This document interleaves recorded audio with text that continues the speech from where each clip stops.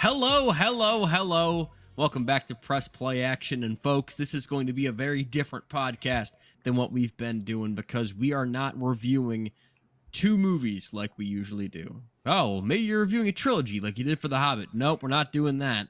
Oh, maybe we'll just do one really long movie. Nope, we're not doing that. We are reviewing a year. I'm very excited for this because I've been looking forward to going through each year of the 2010s. And when 2010 started, I was 15 years old, so I was very stupid and my taste in movies was very different. And I kind of wanted to go back and have like an official top 10 bottom 10 list as an adult. My brain has finished developing. Unfortunately, it has stopped. I really could have used a little bit more, but it's done. And I'd really like to go back. A few more brain cells out there, yeah. Just a few Yeah. more brain cells. So I'd really like to go and look at this stuff now that that I'm 30, and go through it with you guys and maybe introduce you to some stuff that you would like, and maybe have a more concrete ranking of not just these movies but the years of the 2010s and the whole decade as a whole. So guys, if you will indulge me, feel free to chime in with whatever. Brandon, I know you've been watching some 2010 stuff. I'm going to give my overall stats for the year and for each year, and I'm probably not going to do another one of these for like a year. I watched 126 movies for 2010. So we're going to be talking about 126 movies. There's going to be 126 opinions. So you will surely be disagreeing with Plus some a few of them. more sprinkled in there. Exactly. There always is. And I'm also going to give the Mitchells at the end of this, the Oscars, but for me. So 126 movies were watched for 2010. 4 A+ were given. That is a 3.1% mark. 10 movies were given an A grade, 50% or above. That's 7.9%. That was a very low number as far as I'm concerned. 17 movies given an A or above for 13.4%. 23 movies given a B+ or above. So that's, movies I would, go out of my way to recommend to people. 18.2%. 40 movies were given the rating of fresh. Like I would give them a fresh review on Rotten Tomatoes. And 86 movies were given rotten for a 31-69 split. And I hated 39 movies, good for 30%.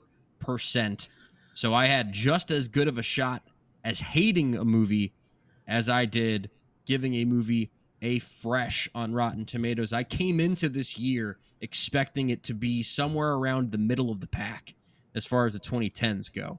2019 is more than likely going to be the best year of the 2010s. It's just what it is. That's a great year. Remind people, since some people don't have the ability to just remember what year movies are in. They don't have. Remind some people.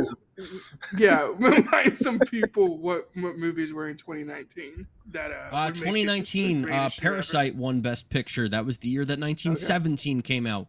We already reviewed Once Upon a Time in Hollywood, Avengers Endgame, Uncut Gems, Knives Out, Joker, Marriage Story, like Ford v Ferrari, Little Women, Jojo Rabbit, The Lighthouse. But enough about so 2019. Let's talk about the year we're here to really talk. No, fair. Sorry, I just wanted to give context. Let's talk about some 2010 movies. Well, Tommy, I just wanted to give context because when Mitchell said there was only 4 A+, that's really, really low. It is very low. But just, 2019, 2014, 2017, 2012, 2010, 2016, 2013, 2018, or 2015, 2018, 2011 is kind of the expected ranking of this. Mm-hmm. I expect 2010 to be further down that list after what I saw, because this year definitely it let me down. I'm not going to lie to you. This year's a bit of a disappointment. Yeah, a little bit of disappointing. Those numbers are quite shocking. 39 movies you hated. As someone who watched almost 126 movies 2 years ago, I did not hate 39 movies in that year. So clearly, something was wrong with this year in terms of the movies you watched. Something that has gotten a lot better throughout the years is the release of more independent movies, Yeah. smaller stuff. Um, Everyone likes to act like they don't make good movies anymore, and they make more movies now than at just about any point. Um, so I would say that's Yeah. not true. You That's just not have true to at all. search. You just have to search for things. So, Brandon, Tommy, we're gonna start off with the bottom 10, the worst movies of Yes, sir. 2010. My favorite Let's part. dive right into it. Number 10, Resident Evil Afterlife. I have only seen about half of the Resident Evil movies, but this was just stupid ass style over substance. It was like watching someone play a video game and do it badly. Did not like this movie whatsoever. Brandon? Yeah, I got nothing. I've only seen like 3 Resident Evil movies, and they've all been like pretty shockingly bad. So That is a yeah. franchise I have not dove into yet. Yeah. So yeah, By the I'm way- kind of a blind spot on Resident Evil, for being honest. This is an F 26.55%. So this is That where is you have low. to go to make this bottom 10 and only be number 10 on the list. Number 9, Little Fockers. My God, Robert De Niro and the things that he'll do for money. Jessica Alba may be the worst actress living. At least that's what I thought watching this movie. Terribly unfunny. And I like Meet the Parents. I think Meet the Fockers was awful, but it wasn't this. 21.40 on the F scale. Number 8, The Warrior's Way. And this was a movie I was not expecting to be good, but it's so remarkably boring. And when they do try to do action, it's stupid as all hell. I don't think Kate Bosworth is a good actress. I've never liked Danny Houston, and the main character is just remarkably boring. And they misuse, or rather, they just use poorly, Jeffrey Rush, who was nominated for an Oscar this year for The King's Speech. So I Really have a wasted him. question for this one. Quick 20 seconds. What is the plot? Because it seems interesting. When I was like Not a looking warrior it up. that finds the way. pretty much, it's about a Appreciate it, warrior Tommy. that goes to a small, it's like cowboys and ninjas, which Oh, sounds okay. great. Yeah, that But sounds it's so boring because it's interesting. just this ninja like folding laundry for most of the movie. And I'm not kidding. Someone I'm made a not movie about kidding. that? Yeah, okay, fair. Yeah, fair. Number 7, a late entry to the list, but My Soul to Take, directed by Wes Craven. You think that the master of horror would, but no, this was really bad. Yeah, just made no sense whatsoever. The acting was atrocious, and it's one of those movies that's so bad it makes you feel like you've gone crazy, but not in a good way as far as a horror movie goes. Number 6. Now, this movie was on the D+D borderline for most of the movie. And I thought, all right, it's not good for sure, but oh, I have to put Remember Me on my bottom 10 Wow. because this movie tries to pull at your heartstrings in a way that is offensive. Not because of what they do, and I'm gonna spoil this because I don't give a damn. Hey, Yeah, you really I've wanna see actually Remember seen Me? this, so we're good. You go have, ahead. but I don't know if Yeah, Tommy's heard of this, so I have to tell him I've about heard of this. it, but I've not seen it because it never looked like a movie I wanted to see. But do you know about the twist? You think it would be better. You just think it would be better. Yeah. This is just like a romantic drama between Robert Pattinson and some lady that I don't think went on to do anything of note. Is this the And- coma movie? The what? Is this the coma movie where like something happens in a coma or something like that? No, very no. Mm, No. Then yeah, no, I I don't know. wish I do not know the I twist wish of that the was the plot. I wish that was the plot. No, that's If I Stay. That's a Yeah, different yeah. movie entirely. Okay. That's much better than this, but it's still very bad. No, this is the movie where it's a romantic drama, and then at the end of the movie, it's just like, oh, he's in the Twin Towers on 9/11, Yeah, and that's like they present it as a it's that twist. Movie? that's Oh, the Yeah. twist. okay. Yeah, They It's present pretty it as bad. a twist. Yeah, I thought the big twist was like he was gonna show up in Harry's dream halfway through the movie, like Harry, remember me, and then Harry wakes up in movie 5, and like, oh fuck, they're Yeah, in no, one of his that'd be nightmares. hilarious. That would have been a better That twist than that this. actually would have been a better twist than what we got in the movie. So I should be a Mitchell, director. I didn't rewatch this, but I definitely remember watching this movie, pun intended. And yeah, I just have no desire to really watch it again because of the twist at the end. It's just like I can't take this anymore. Um, and I don't know, it just made me feel icky. I mean, maybe That's a good word for it. yeah. I mean, maybe it hit for some people, but yeah, for me, it was just like, what are we doing? Speaking Do you of know icky, what's- let's talk about what's next on Mitchell's list. Because Do you know what's? But do you know what's crazy about that movie? It gets an F minus for me. Anything below 10% on the F You gave it scale. an F minus. That's F crazy. 9.05. So we're Yeah. not even in the top 5, and we're already in F minus F minus territory. land. Yeah. But if you really want me to hammer home how bad this year was, we haven't even gotten to the medal stand of shit yet, and we're already talking about number 5, The Last Airbender. How did The you not worst. have the last Airbender? Worst. The Already Last fucking- Airbender movie is number ever. 5. It is Yeah. a movie I gave an F 1.99%, and it's not even I on the agree medal with that. stand as far as how bad. But this thing, hey, what is there left to say about M. Night Shyamalan's The Last Airbender? This might be the movie I hate the most out of They take the, any of like the them best animated series of all time and they make it the worst because you thing took ever. something that was amazing and you just took a dump all over it. Right. that it seems was to be just- the highlight of 2010 is just failed adaptations. Because there's a few other movies on this list that we'll get to Yeah. that I feel the same way. But Yeah, how this movie did not absolutely obliterate M. Night Shyamalan's career, I don't know, because it was just that bad. But it didn't. That's the thing, is like he's made good movies since then, and it's like, oh, okay, like M. Night, what were we doing with that movie? Like, because I remember we reviewed that movie like a while back, Mitchell, Yes, we did. and I mean, I wanted to watch it in double speed. I mean, I know that's sacrilegious, but I just wanted it to end. That was like, Well, yeah, thankfully, Netflix came around and made a TV show that was much, much better. yeah. I have my issues with that. I think it's fine, but you know what? Look, nothing's gonna Considering top what the I'm animated used to seeing series. live action with this series, I will take it because it is a Yeah. marked improvement Yeah, over and the to M. Night be- Shyamalan To stuff. be 1000% honest, the new animated like sequel series, I guess that's going on. The Korra series. Yeah, the core series. Well, they're gonna do like another version. I'm Oh. more excited for that. Like, I'm more excited for like Yeah. the Of course, second yeah. iteration. Yeah, I mean, I think they're gonna follow an Earthbender Avatar now. So I'm all about that over doing live action bullshit like this. Yeah. Number 4, another case of, wow, we're not even at the medal stand yet, and we're talking about a Jason Friedberg, Aaron Seltzer movie, and vampires suck. 1.77%. In case you don't know, Jason Friedberg, Aaron Seltzer, these are the two doofy that made Meet the Spartans, disaster But look, movie, I mean, epic nobody's going movie. to movies.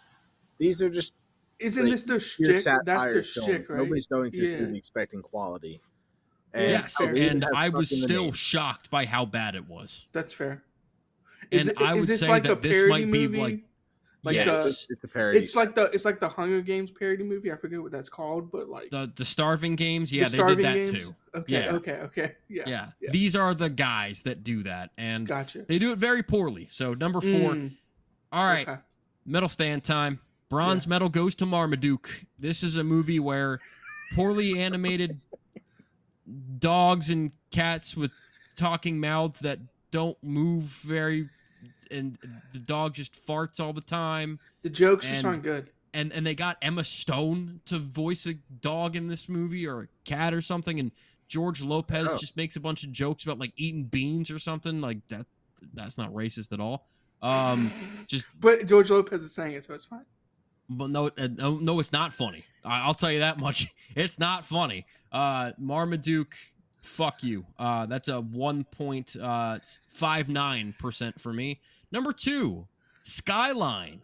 That's a Oh, yeah. 1.45 for me. If you don't have the budget to make an alien movie, do not make an alien movie.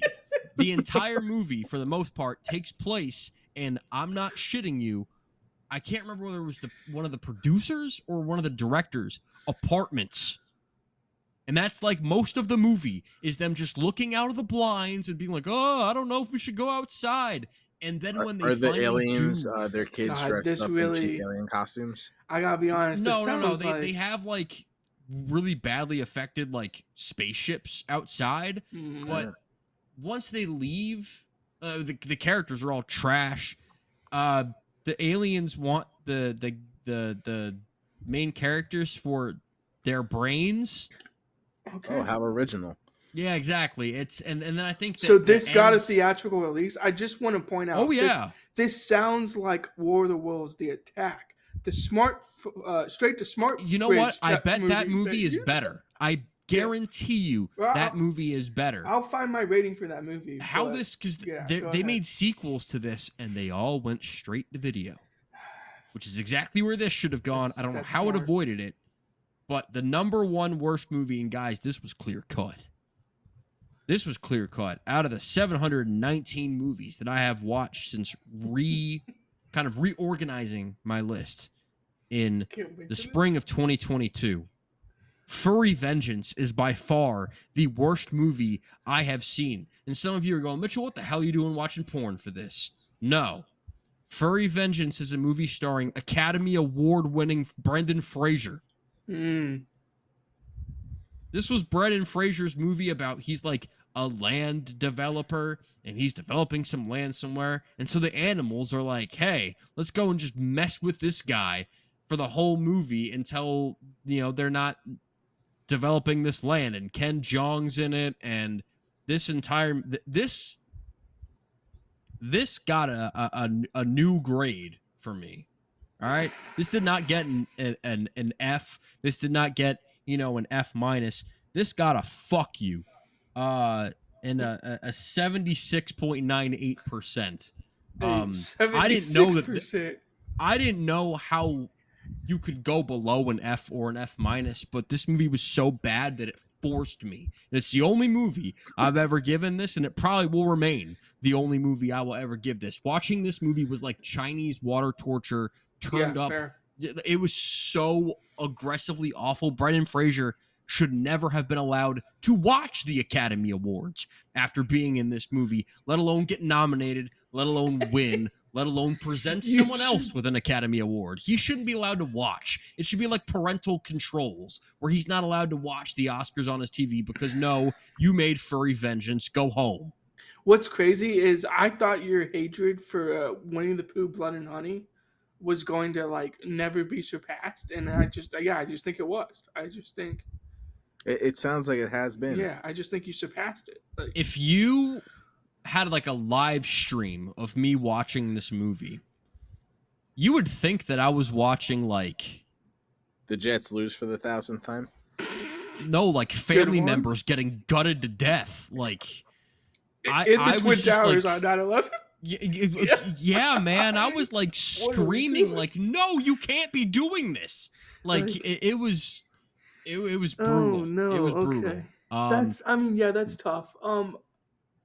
Yeah, now I kind of want to watch it just to like. Do you? You know what I mean? It's saving graces. It's short, but it does not feel short, and neither did the rest of these movies that we're gonna talk about because we're done with the bottom 10. Now we're gonna work our. Just some cleaning up, Mitchell. War of the Worlds: The Attack, F20.3. So it's nowhere near these movies.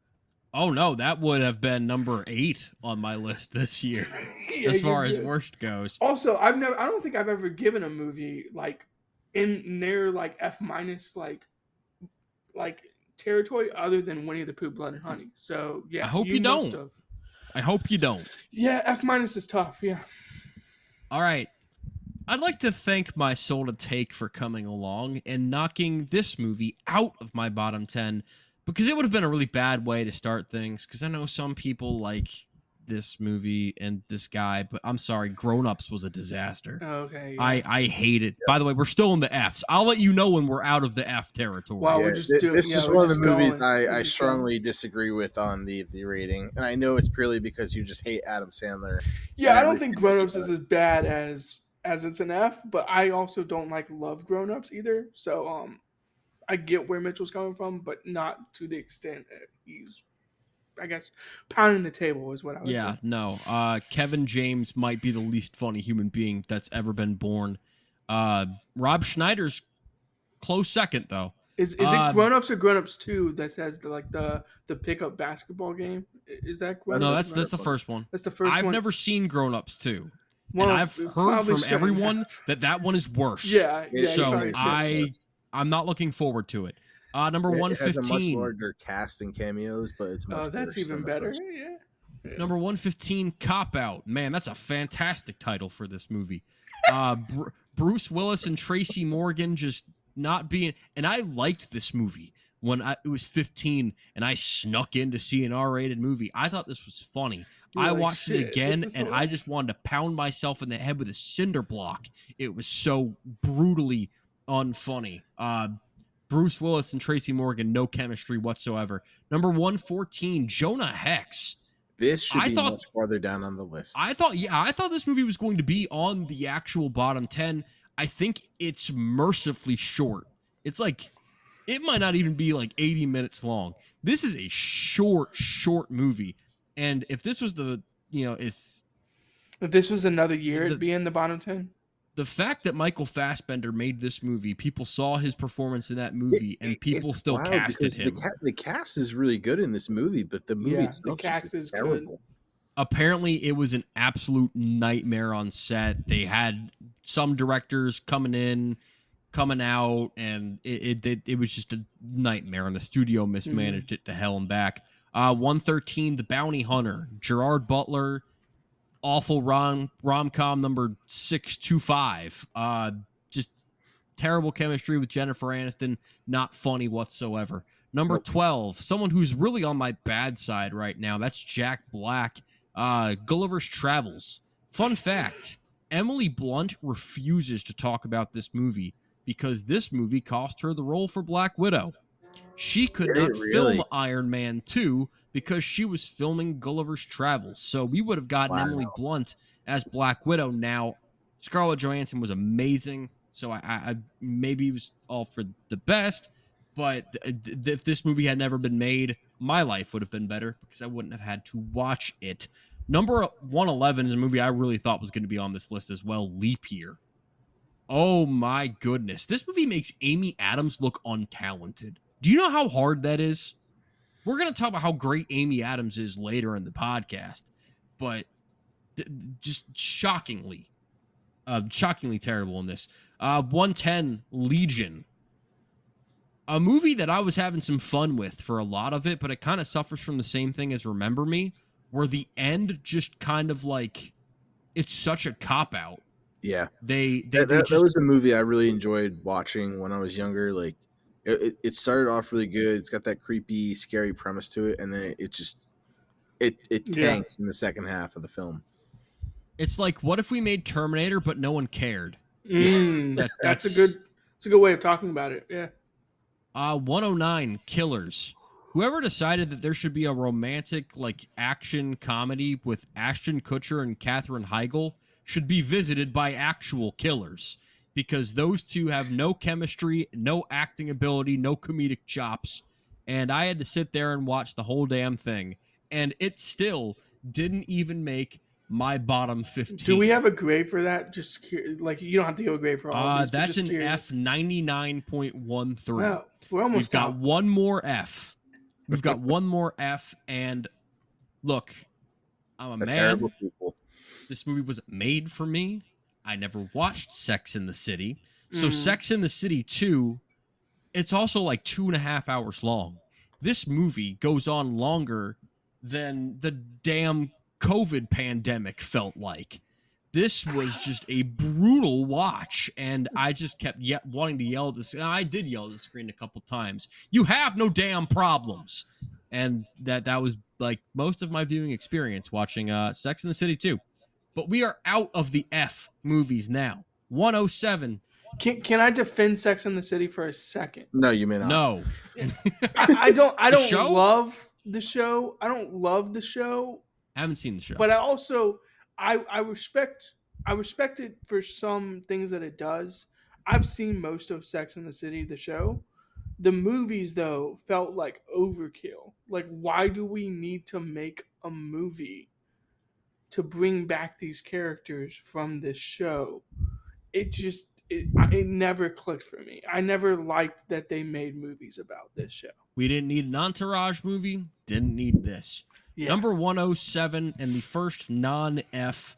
That would be the remake of A Nightmare on Elm Street, which, especially watching it after, thinking about it after watching the original. The original, yeah. This could have been lower if I went and rewatched it, but I'm not going to do that, and it very nearly made Rooney Mara quit acting because she hated the experience of making this so much, and she hated the final product that she was like, you know what, maybe I don't need to be doing this.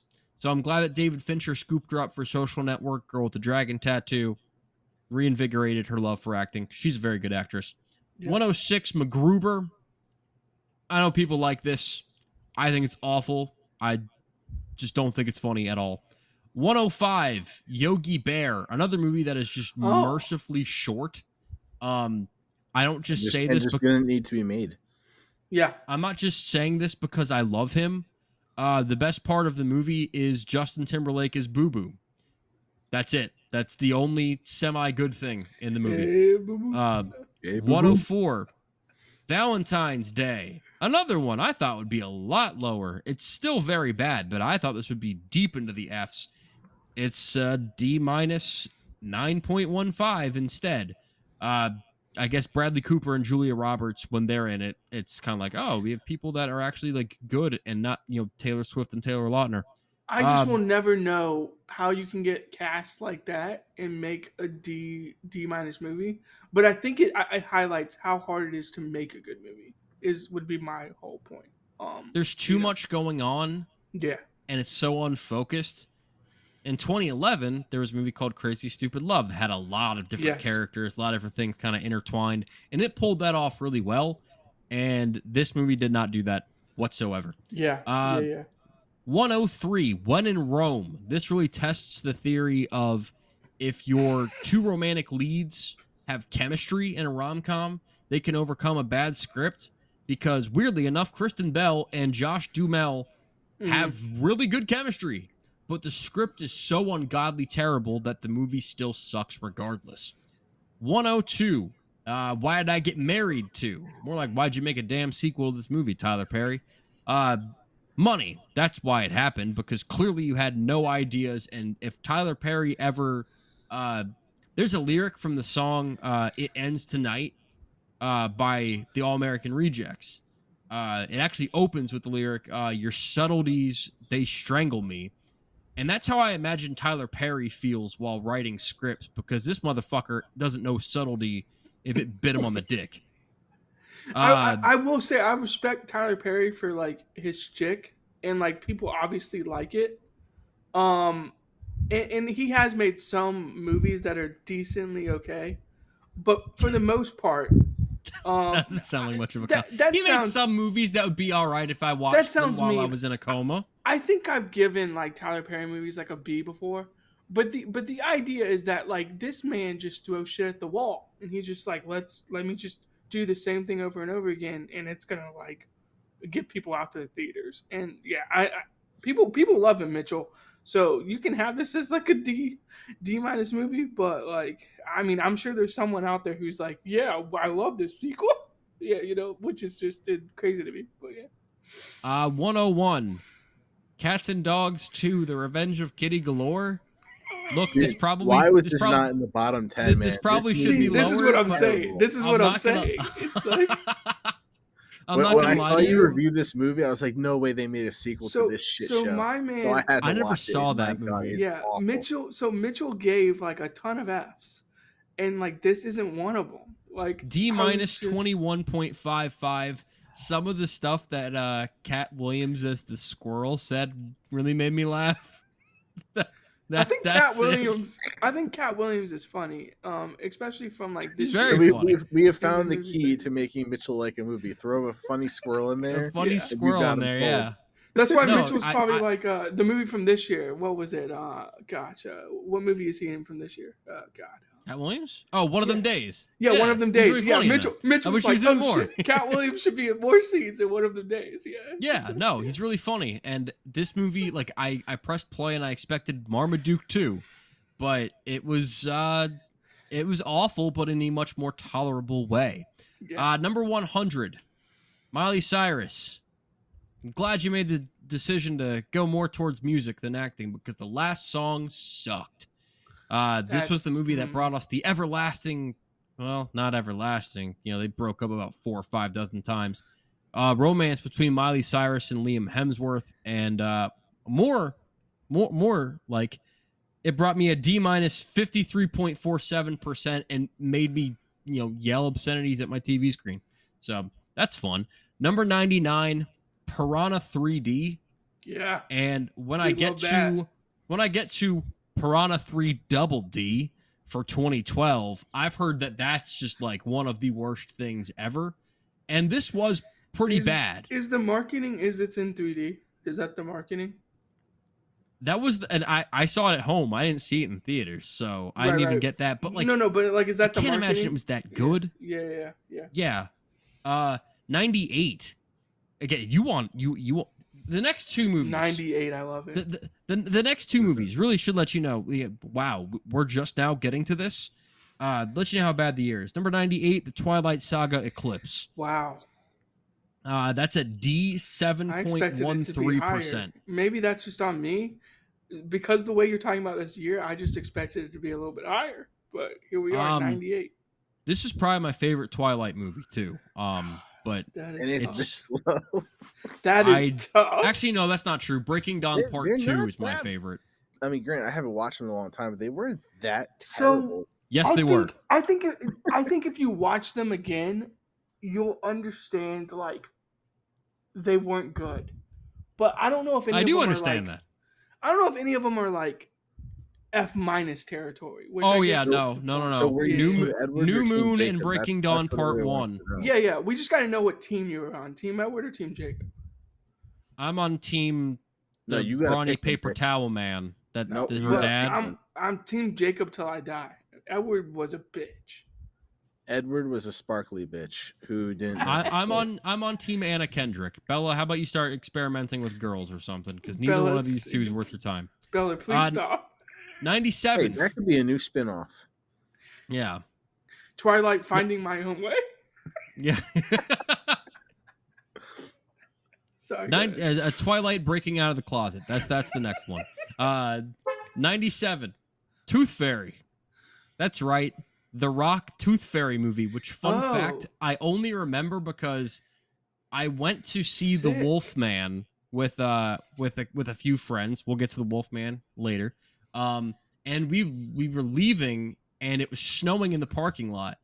And one of my friends, Just in the parking lot. just doofus. Well, it wasn't snowing in the movie theater, Tommy. It The was Wolfman snowing. from this It was year?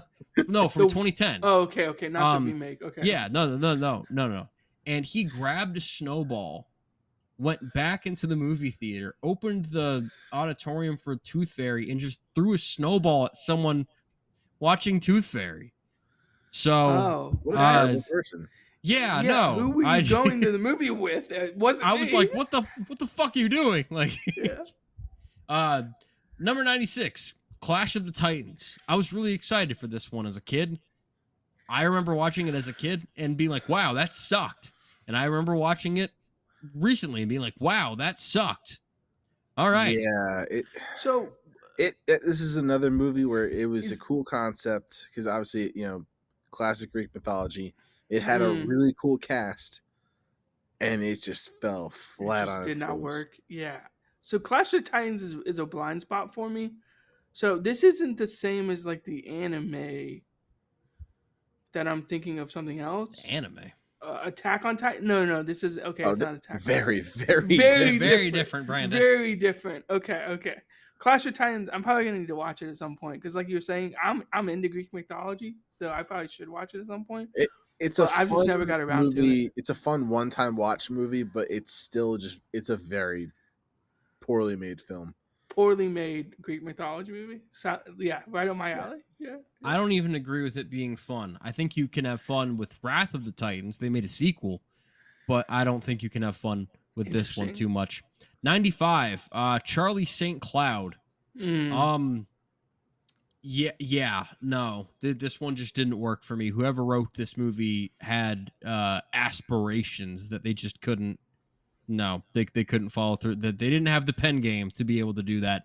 94, the movie I actually just watched today, because I always want my last movie to be watched on the day that I record the podcast, because some of these I watched like a year and a half ago or so. Like, it takes a long time to watch 126 movies while you're also That it going to the does. movies, having a job, watching like the Harry Potter movies for this podcast. So I watched Country Strong, and yeah, that's What If We Did a Star Is Born but with shit music, worse Damn. actors, and let's have fun.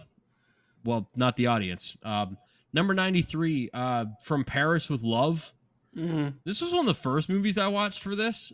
I just remember there being a twist that was really stupid, but John Travolta looking like Mr. Potato Head. That is John actually Travolta. Okay, I'm looking Yeah. at the movie poster. I'm like, I mean, that looks like it definitely him, doesn't look like John Travolta. But, but No, 92, Eat, Pray, Love. Oh wow! more like- Do you just hate like romantic stuff? Like I mean, what? well, okay. Brandon, have you seen Eat, Pray, Love? Yeah, I have. It's not good. Did you but like Eat, Pray, Love? I gave it like a C minus. Mitchell. I Then think he did stop like talking Eat, Pray, Love. shit. Yeah, go ahead. Go ahead. Yeah, no, this is another one that's like 2.5 hours long. Why is it so long? How long does it take you to eat? How long does it take you to pray? And how long does it take you to love? If it takes you that long, you're doing it wrong. Depends on the person. Is Mitchell. It depends on the person. Is this James Franco's second best performance this year? No, I think his second best performance was like taking a piss on his front lawn or whatever. Like something better than this. Yeah, fair 91. You're gonna have some movies coming up that really shrunk on me. I remember the first time I saw Takers. I was like, hey, I had fun with that. I had a good time with that movie. Takers. And then I watched I've it never even heard again. of it. Yeah, I've And never then I heard of watched it this. again, and I'm like, wow, this sucks. Let me search this up. Yeah, like T.I.'s the villain. Okay. It's Paul Walker. It's got I'm in. Hayden Christensen, and his whole persona is just he's the guy that wears a hat. Chris Brown, Idris Elba. Exactly. Yeah, Chris Brown's in the movie. Yeah, Yeah. there you go. That Wow. should tell you everything that you need to know. 90, Hereafter, directed by Clint Eastwood, starring Matt Damon. Sounds like it would be good, right? That sounds Turns amazing. out it's boring as hell. This is a great alternative if you can't get your hands on any NyQuil PM. Just watch this movie and you'll be out like a light. This thing is really tough to get through. And then, well, we got two more. 89, Splice. The dialogue for this movie is just awful, atrocious. Stars two-time Oscar winner Adrian Brody, and you would never guess it watching this thing. And then number 88, the final movie that I hated, The Sorcerer's Apprentice, starring Nicolas Cage and a brutally miscast Jay Baruchel. This is when they were really trying to make Jay Baruchel a thing, and it didn't work. This was another one more of those like Disney. a C+ movie for me. But I see where you're coming from. Now, was this Nick Cage Disney pre or post National Treasure? Post National Treasure. Post National Treasure. Same director as National Treasure. Interesting. Okay. Yeah, you feel like it should be better. A little house cleaning, Mitchell. There is another movie, 2024, called Here Space After, which is a horror movie. So, yeah. I Just bet letting you know. it Just might letting be you know. worse, but it's probably less boring. Yeah, probably less boring. All right, so now we're in the movies that I don't hate. Movies that I don't think are good, but I don't hate them. It took this long to get to It took I don't this hate long. these movies. It took this long. Yeah. A third of the list is just shit I hated. So now we're into stuff that I just kind of nothing. Number 87, She's Out of My League. Again, they're trying to make Jay Baruchel a thing, and He's just not. Also, this movie focuses on T.J. Miller quite a bit. So did Yogi Bear. T.J. Miller sucks. He shouldn't be in movies, and I hate him. Number 86, Burlesque. A movie that should have been a lot more entertaining than it was. Hey, come on, I you don't know got how. Cher. I mean, that says it all. Yeah, what You are got we Cher, talking you about got here? Christina Aguilera, Stanley Tucci. But Christina Aguilera, fun fact, can't act. So that really detracts from this. Stanley Number Tucci's in 80. the most random Kristen bull. Bell. Kristen Yeah. Bell's in the movie. I like Kristen Bell. Yeah, yes, she is. 85. Percy Jackson and the Olympians, The Lightning Thief. This should have been at the bottom. God, this was a movie. awful. That was a movie that I remember. They just didn't Me do it and justice. me and one of my friends were gonna go sneak into Shutter Island, and my mom said, "Hey, your brother Alex wants to go see Percy Jackson. Yeah, because How he about you read the take books. him?" 'Cause he And read I'm the like, books, "Oh yeah. fuck! Now we actually have to go to the movie that we said that we were going to go to." And so we saw it, and I was like, "Actually, I didn't think that was that bad." But then I watched it again, and I did not like it. See, I was young and innocent and foolish once as well, and then I read the book. Holy shit! This It does it like no justice, right? It's like, yeah. Dude, It's like My fiance is a it's big as if, fan of the like, books. Look, when you have the author, the books of a are book, good. right? Oh, the books are great. They Yeah. were slept on for the longest time. I actually read them like 5 years ago, just because I was like everybody was talking about them. Yeah. This was a book that the director basically read it, and said, "Let's just do the opposite of everything that's in here, and throw the fucking book away." And that would even be. the author wrote a letter to the director after, basically saying like, "This was the biggest piece of garbage. Like, you're not allowed to touch my stuff ever again." And Fun I guess fact, he didn't. Yeah. same director as the first 2 Harry Potter movies. Yeah. So, But that's what I'm saying. You take Chris him. Columbus. they thought they had the Columbus. guy. You had great. He made great film adaptations for those first 2 Harry Potter movies, and he just butchered the fucking shit out of this book. And so after I read the book and rewatched it, I'm like, "What? Like, how did I like this?" Like, Now this I is don't want to horrible. watch these movies because I've never seen them. Don't. But Just I've don't. read the books, so Don't now I even watch don't. it. Yeah, I don't even want to Don't watch give them it your now. time. That's Watch the TV series on Disney Plus. It's a lot better. okay. Okay, that's what I was gonna ask. They did make a Disney Plus TV series. Yes, right? it's actually faithful to the book and fun. Yeah. Number 84, a movie that I kind of want you guys to see because I think maybe you might like it, but I just found it a little too dull, and that's The Wolfman. Yeah. Well, since I I've seen actually- the remake, I kind of want to watch this. Now. I actually Yeah. like the one that came out this year slightly better, Stop. but they're both like they're right next to each other as far as Okay. like And D who plus is in this one? I've seen this level. before. I've wanted to watch Benicio it. del Toro, Anthony Hopkins, Emily Blunt, Hugo Weaving. It's got a good Benicio- cast. Okay. Excuse my Benicio ignorance. is horribly well miscast. Is he related to Guillermo? Excuse my ignorance. Like, I don't know. I'm just asking. I was. Yeah, I don't You know. might know. There's another Del Toro in the Hollywood industry. The great He's old not- master Google might know that Yeah, answer. yeah. I'll Right, just me too. Google it. I'll just Google it.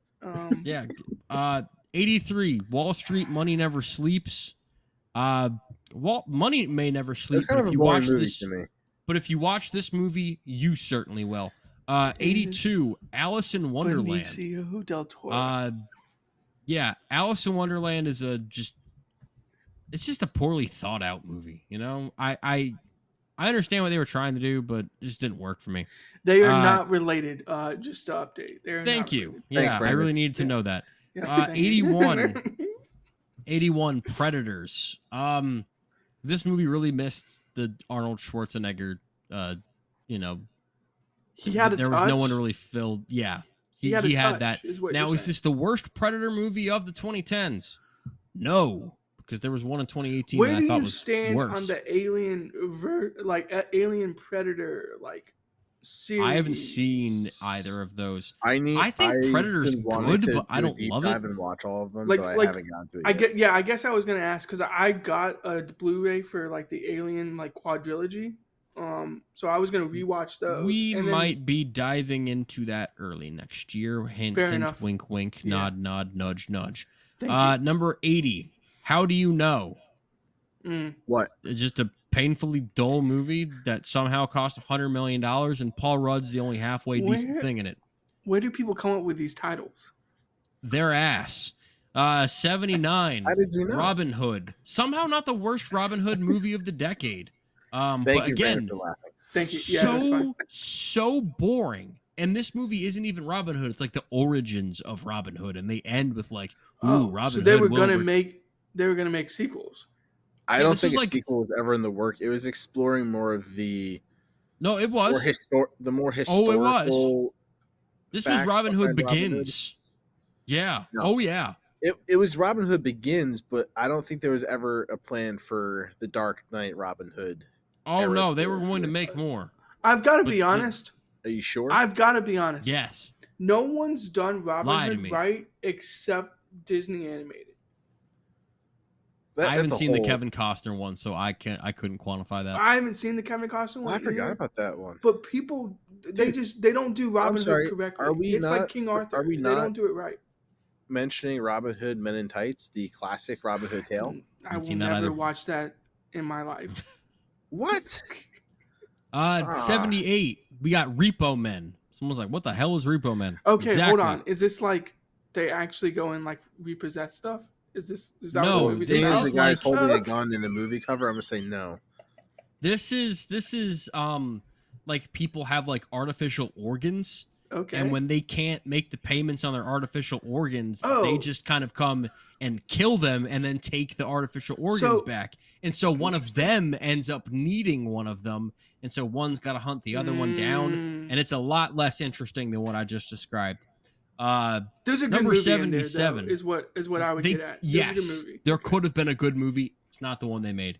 Number 77, Tommy, I know you're going to love this. The Chronicles of Narnia, The Voyage of the Dawn Treader. And This is Tommy what- this fell is my movie. asleep while I said that. Do we make this? Do we? I have tried to watch this movie about 10 times now, I and I have know. never made it past the first 30 Same. minutes. I'm with you, Tommy. I've never gotten to it And because I enjoyed I've the first two. just- I love the books. I I enjoyed like the first one. two I like the first movies, one for sure. I But think this it's one, I better than can't Prince get into Caspian. it for the life of me. So my whole thing with Narnia is: are we just waiting for Greta to do her thing, and we shouldn't even review the old ones, or should we just like? Let Greta cook. It's a Yeah, good just rule like of Greta thumb. cook. Just like Greta cook. Number 76, The Expendables. I think this one It just should be takes higher. itself a little too Should seriously be to higher. have too much fun with it. You're on the Uh, wrong end of history with the Yeah. 75. By the way, guys, we are out of the D pluses now. See how he We are skips now over at our the opinion, first. Brandon? He's just, I know he's just itching skipping to over move our on. opinion on the Expendables. I've got because 126 movies to you're- talk about, you're man. in I the got some wrong. shit to work through. You're in the wrong. I'm just saying you're wrong about. We just want everybody to know Mitchell is in the wrong for this. But continue, Mitchell. Number 75, I preferred the backup plan to the Expendables. That's the movie where Jennifer Lopez gets artificially inseminated and then meets the love of her life like 2 weeks later. So I like some of these ideas. I yeah, think I Hollywood actually was thought that cooking in Jennifer Lopez was 2010. kind of charming in that Yeah. movie. Number 74, The Crazies. Good concept because it's a remake, Yeah, but again, just kind of dull. 73, Dear John. I Still actually haven't think watched Channing it. I don't have any. need to Channing watch it. Tatum shows some flashes here. I think him and Amanda Seyfried have some good chemistry, but I think my problems lie in the book. Number 72, Devil. This was the one that was produced by M. Night Shyamalan, and they tried Aren't to they like hide stuck the in an shit elevator or out of some that. shit? Yeah. well, because once you make Avatar and everyone goes and sees that, and maybe they didn't come out at the same time, or like Avatar didn't come out before, but I don't know. Maybe you would try to bury him as the remember- producer of the movie. Yeah, they the first trailer they put produced by M. Night Shyamalan, and I remember people like when I was watching Inception, I remember people booing. That's They're how like, pissed "Oh, people this were guy." about Last Airbender. Yeah, Yeah. they're like, fuck. 71, Dinner for Schmucks. Steve Carell gives his all in this movie, but I just think it was funny enough. 70, a movie that you cannot rewatch today. Get Him to the Greek, starring Russell Brand and P. Diddy. Where Awful. did you? Oh, okay. This I would've was been like, lower on my list. sorry.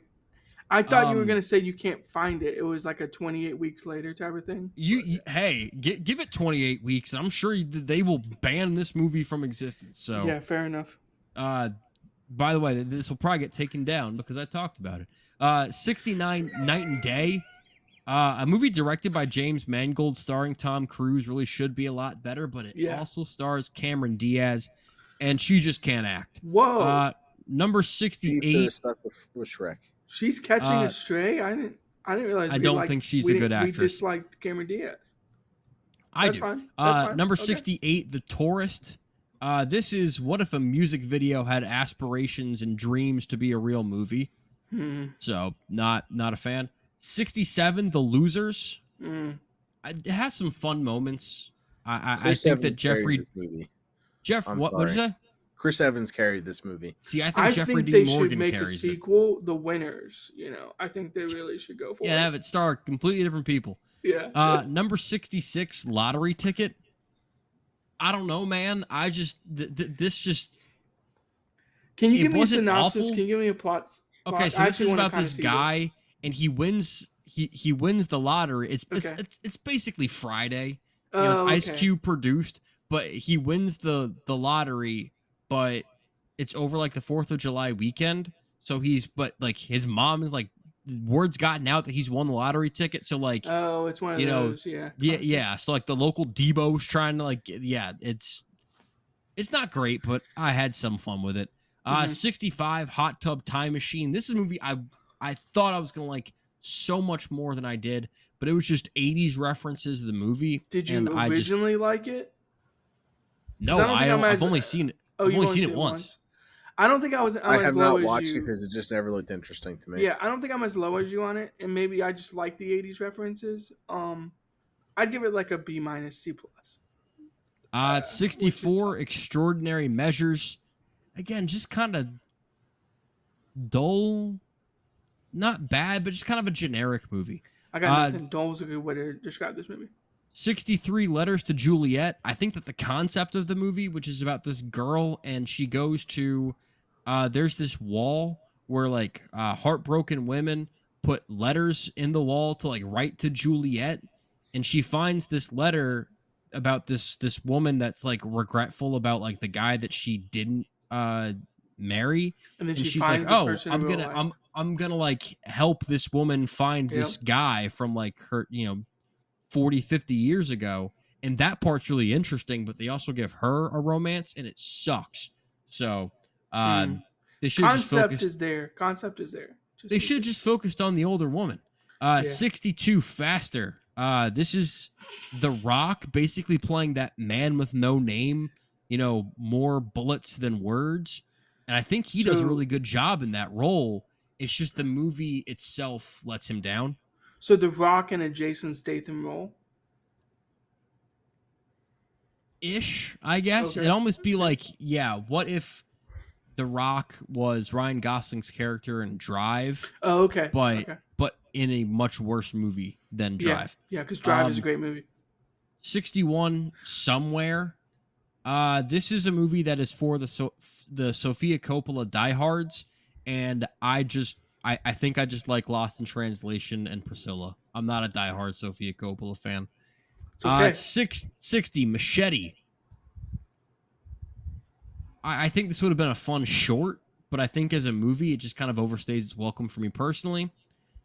59, Prince of Persia: The Sands of Time. I remember I hated this when it came out when I was a kid, and I actually had some fun with it on a rewatch. If you can just get past the fact that Jake Gyllenhaal's clearly white and not Persian by any It's a means. very whitewashed movie, but of course it's Disney. It's one of those. Yeah, it's one of those. But you can have some fun with it. 58, Due Date. This was Todd Phillips' follow-up to The Hangover. And if Robert Downey Jr. hadn't been in this movie, it would have been significantly lower on this list. It would have been a huge flop. He adds a lot to it. 57, Youth in Revolt. Look, I don't have an ironic mustache. This movie is very definitely for hipsters. But I think Michael Cera turns in some good work here. And I was never a big Michael Cera fan. Oh, interesting. I'm usually not either, but he kind of plays a dual role here as like himself and like the evil version of himself. And I thought that the evil version of himself was fun. So he does it better than Woody Harrelson does. I made the twin reference. Significantly. Yeah, you're talking about the Now You See Me. Oh, 100%. Yes, that is something he does better. He's not walking around as, Jar Jar Binks as a human. 56 Morning Glory. This is about Rachel McAdams, starting or taking over a morning show, and it's fine. It's you could enjoy it Someone if you. someone can nail the morning show concept. I think Apple TV has gotten close with the morning show, but Is that good? I haven't seen that. no. It's one of those ones where the show is so bad it's good. But Oh, someone can nail the morning show concept at some point. Like someone should be able to do that at some point in time. I just don't think anyone has done it yet. 55, a movie that really fell down for me. I loved this when I was 16. I saw it multiple times in theaters. But when you're not watching Tron Legacy in the actual Mm. theaters, it really falls off. When you're actually forced to listen Are to you the here for the script, sequel? I'm looking forward to it because, again, I'm sure it'll be vibes in the theater. Tron, I like kind of want the rewatch. If we're being honest, I don't know Daft if the Punk. rewatch is on our list. I, But I would love for them to re-release Tron Legacy just to listen to that Daft Punk score yeah, in the theaters because this score is incredible. The visuals are good, but my God, they had and the lead there's just Garrett nothing. Hedlund, just a complete wooden plank, no personality whatsoever. 54, a movie I thought would be a lot lower, Brandon, because I remember watching the A-Team with you. I remember watching the A-Team with The you 18. and being like, "Wow, this is like one of the worst Yeah. movies I've ever seen." And then I rewatched it, and I'm like, I'm actually having Did we some get fun. through the A-Team? I gotta We be didn't honest. finish it. Yeah, I don't We think didn't finish it. It falls off. It's a fun first half, but the second half it just drags on. 'Cause and we you're were- just like, all right, this where are was we like- going I with this? like the actual A-Team, but the For- movie they're in sucks. Yeah, for Yeah. people who don't, this is when Mitchell and I were in our, I guess, living together phase, as Yeah. roommates, and we were. Living Why'd you Yeah, say I it know. like that? I know Our it living sounded- together phase. It sounded weird saying that, but We lived we- together. we were lived roommates. together as roommates, and we were like, oh yeah, let's watch the A-Team because like, let's just do it. Like we both like the A-Team, and then we were like, shit, this movie isn't good. We were like, and we just turned it off. Great Like, we didn't- storytelling, Brandon. Sorry. No, but like the original TV show. We both like watched the A-Team and we're like, oh, it's not good. And ever since we've drifted apart, and now we Yeah. no longer live together. My whole point And now we're is- not in our roommates my phase. my whole point is I like the TV show from like the 80s or the 90s or whenever that was made. I really like the TV show, and they don't capture that. Like it's just a bad movie. Like Mitchell said, I like the A-Team itself. I don't like anything around the A-Team, which is a problem. Sorry. 53, The American. Yeah. Some good stuff in there, but again, my God, is this movie slow and monotonous? But George Clooney's doing a really good job. It looks like an interesting concept, which I guess is like half the battle when you're making a movie, right? So there we go. Yeah, it just could have been tighter. Number 52, Salt. This movie really stretches logic and possibility. Salt. But if you really just want to like dump your brain into the sink, you can have some fun with this movie. I know I did back in the day, but again, we're at like C Russian plus spy, levels right now. CIA agent, Netflix. I'm it. Yeah, you might like it, Brandon. Yeah. Number 51, Conviction. Again, a movie that just kind of runs way too long, and it's not bad, but it's just kind of generic. 50. I did not think I'd have Diary of a Wimpy Kid this high. Good call, I'm kind of though. surprised by this. But the way that I saw this movie, I was like, if I was like 11 and saw this, I would swear by it. Because this movie does a really good job of documenting early middle school. The problem Did you is read the books? I'm a grown-ass man. So what am I supposed to do with this? Yeah. Did you read the books? Because the books are like good. No, but my brother did, and he liked, because when they came out, I was too old for that. I think these books, like, because I was too old for like that. I was too old for it, but I read it anyway. Yeah, but I read it anyway because I think it captures, like you're saying, it captures like the middle school teenage like angst part of everyone's life, I guess. I don't know if it's teenage angst, but it's like the transition what from being a happens kid when you're to in middle school. adolescence. Like, you know? I want to come home and cry every day. It's kind of how Diary of a Wimpy Kid like makes you feel. It's like, yeah, fair. Hey, Brandon, guess what? Yeah. It's time for the mid medal stand. Yes. All right. Ooh. One of So my number favorite 49 categories. and the bronze, a movie that I loved. I loved this movie when I was 16. I'm so pissed that I watched Unstoppable Mm, and the filmmaking was so bad. It's like the same three scenes over and over and over and over and over and over and over again. And then you get them finally hunting down the train. It is shocking how that poorly sounds made like this movie artistic is, value right there. but Denzel Washington and Chris Pine do their Mm. job very well. Wait, Number a Denzel Washington 47. and Chris Pine movie made your mid medal stand? Yeah, it did. Yeah, it That did. is Yeah, it did. unbelievable. I We're gotta gonna watch this jump from movie now. I gotta 49 watch this to movie now. 47 Go ahead. to get to the silver medal on the mid medal stand, and that would be everyone's favorite misogynist and uh what's the word I'm looking for? Anti-Semite Mel Anti-Semitic. Gibson. Oh yes. With his big We comeback movie Edge of Darkness. And by comeback, I mean it didn't really do very well, and it was silver on the mid medal stand. So Edge of Darkness for you folks.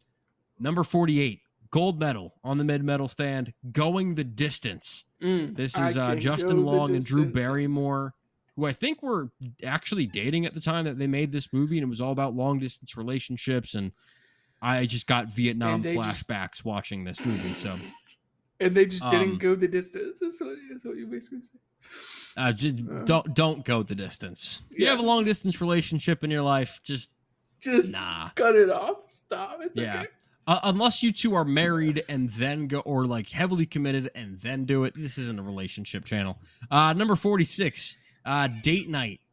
Steve Carell and Tina Fey work really well together, and the concept of the movie is interesting, but I just didn't find it interesting enough or Steve funny Carell box enough office. to get over the top for me I feel personally. like it's a movie that we'll appreciate more when we're like in our 40s and 50s. And we're like, Like, Yeah, we're like this that movie age. might hit different when I'm like, when my kids are like 10 and 11. I and will say, is Steve Carell box office? Like when you see Steve Carell is in a movie, are you going to see it? Well, I go see everything, so I'm not the one to ask. That's no. I guess that was that was directed towards Tommy because I do see everything too. Look, I love Steve Carell and I love most of the stuff he's in, but he's not a top line actor that I'm like, I have to see this. Okay, yeah, I was just curious if other people. Now if they made a TV show and he was in it, I might be more you might be I have like to watch this. Steve Carell's gonna be cooking in this. Yeah, I mean, he's in the morning show, by the way. So if you want a TV show that he cooks for me, he's always been in a the morning supporting show. role. He's never been the lead man for me, at least in comedies. I haven't seen much of his more serious That's work. fair. But what's your? historically, I mean, you got. Sorry, you know, I don't want to derail this, Mitchell. What's your favorite Steve Carell movie? My favorite Steve Carell movie? This is probably a cop-out answer, but The Big Short. Same thing. I love either The Big Short or 40-Year-Old Virgin. That's a good one. Yeah. Okay. Good. All right. I was gonna say 4-year-old Sorry. virgin. Yeah, I derailed this, but go ahead. No, all good. We're still not even out of the movies I don't like yet. And we're at number 45. Life as We Know It. I found the premise of this movie really interesting, but I also had to watch Katherine Heigl act, and I just don't think that that's a pleasant experience for anybody. No. 44, Secretariat. I thought this movie was going to be a lot better than what it was. I was really expecting, like, Remember the Titans level, like, Disney sports, and it was just a fine movie that I got through, and it was fine. So, I've never John seen Malkovich was the best part of the movie. I've never seen it, but you might like it. You can't do a horse like that dirty, because Seabiscuit is a good horse movie, like a good racing horse movie, and I feel like they did Secretariat dirty by making this movie and it not being quote unquote good, because it got a 64% on Rotten Tomatoes, 7.2 on IMDb. So people don't like it, and Secretariat's one of the best horses of all time. I like horse racing, so I just want to get that out there. But yeah, he's like the championship horse in horse racing, and they just did a terrible job of making a movie about it. Number 43, another movie that dropped a lot for me was Paranormal Activity 2. I thought I'd like it a lot more than it did. The ending didn't hit for me the way that it used to. I think that really detracted from it. Number 42, I wish I was higher on Easy A than everyone else is. I think this movie thinks it's a lot smarter than it is. It kind of carries itself with that attitude, which I think a lot of people like that for it. And this certainly was a star-making performance for Emma Stone. She's really good, but I just wish this movie was written with a little less cockiness, I guess. And then number 41, the best of the movies that I did not like, The Last Exorcism. I actually really enjoyed this movie for most of it, and then the ending happens, and it's just kind of... And spoiler, it was not the last Exorcism movie to be made. No, because they made part 2. The Last Exorcism part 2. But yeah, it just didn't really... It clashed with the way It's the funny. rest of the movie I think felt they're going to for make me. a part 3 at some point. You know, they're going to just keep doing the Mission Impossible. Trust me. One more time. Yeah. Mission Impossible, one more reckoning after that. So now we can talk about the movies I liked. Let's do it, okay? Number 40. Surely no one will hate this opinion. Scott Pilgrim versus the World. Oh, okay. This movie, I feel like this is a movie that everybody talks about, and I have not seen it. Yeah. The first time I haven't saw seen it it in forever. I think the first time I saw it was like when it came out. The first time I saw it, I loved it.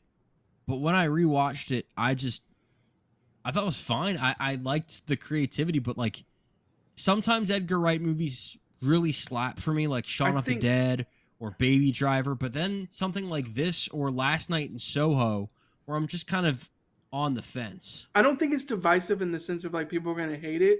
Most people love it. Yeah, it's either you love it or you're just like, it's okay. But I think that's just Edgar Wright in general. Like, I just think he's like that as a director, I guess. Yeah. 39, so much fun as a 15-year-old. Iron Man 2. Definitely a disappointment compared to the first Iron Man, but it couldn't be Iron Man 3, so you're good. Correct. It is better than Iron Man 3, and I think that there's fun popcorn fun to be had here. 38, Beautiful. This is Javier Bardem, directed by Alejandro Gonzalez Iñárritu, who did Birdman and The Revenant. Good movies. But this movie is just really poorly paced as far as I'm concerned. And is that an editing problem? I don't know if it's an editing problem as much as it is the director just kind of fell in love with what he directed. Okay.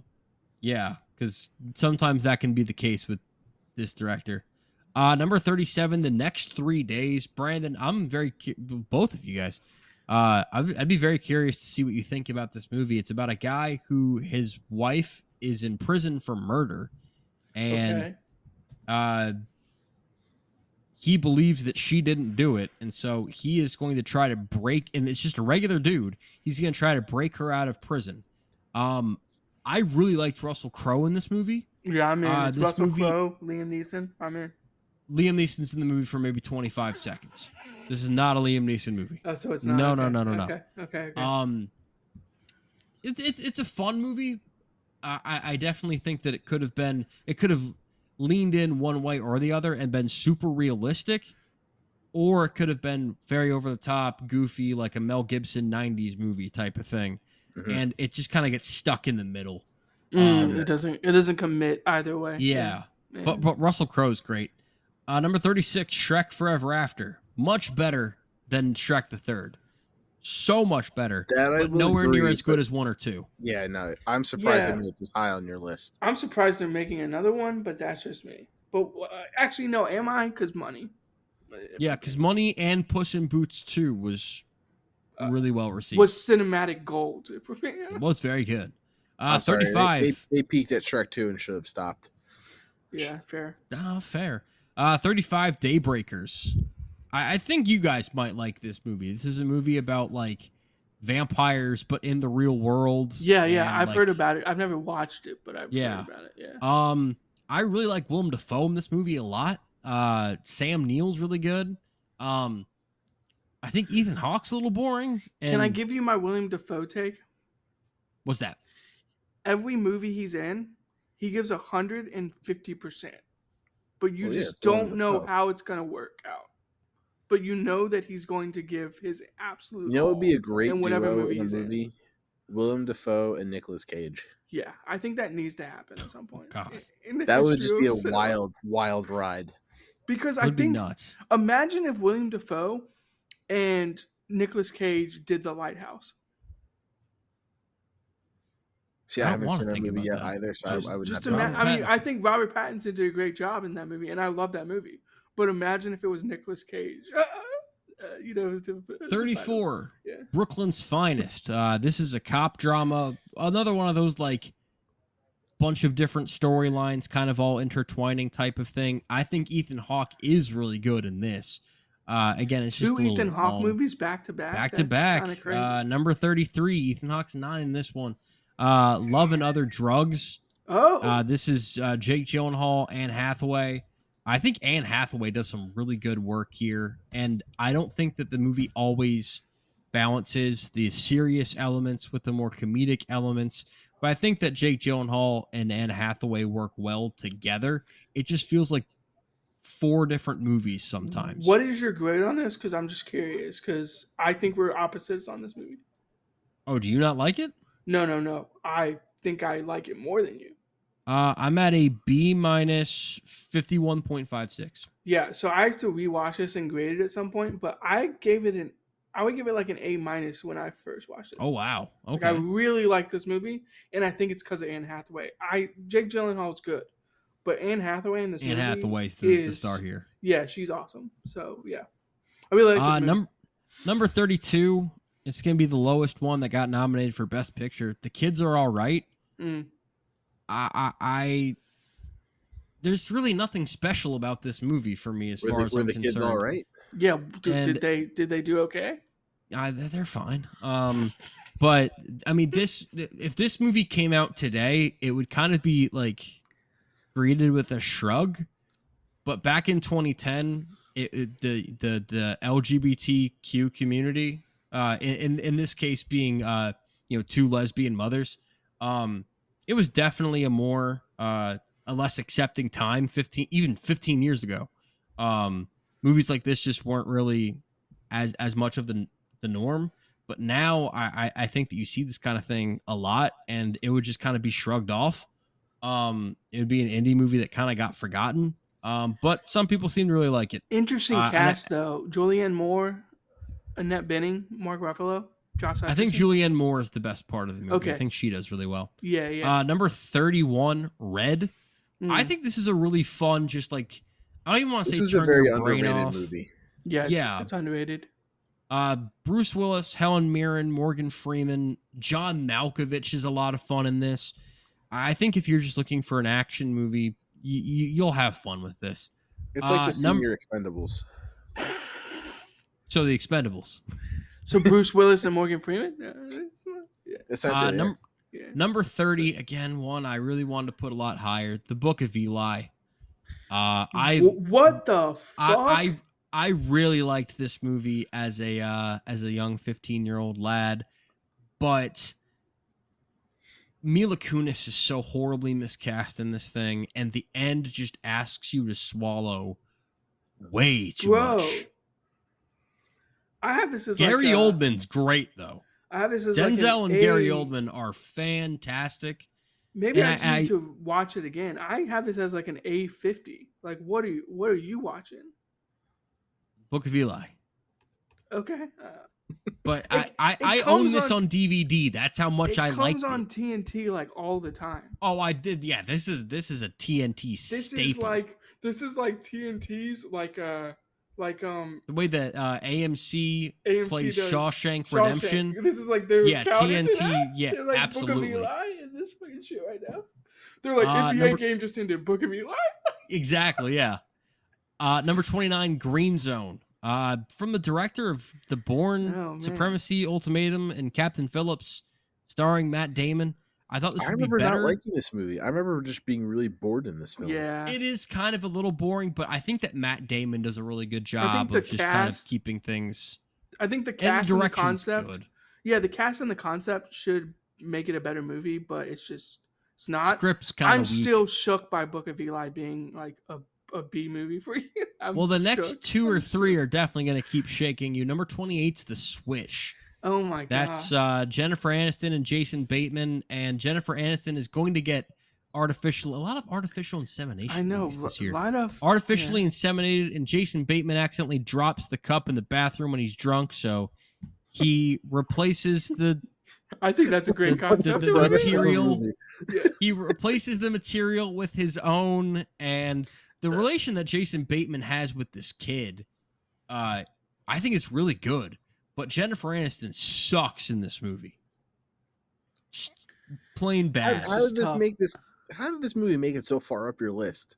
Just the Yeah. premise of the movie alone. I'm I telling can't see you, being like, watch the movie and tell me that you don't find it charming. It Watch actually the movie. works. Yeah, it like Watch works. the movie. Does number- Thomas Robinson like? Is he good? Thomas like, Robinson. The kid.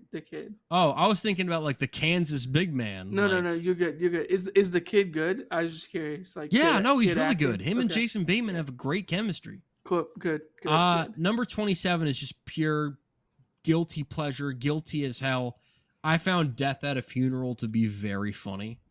So we found your niche in like funniness, I guess.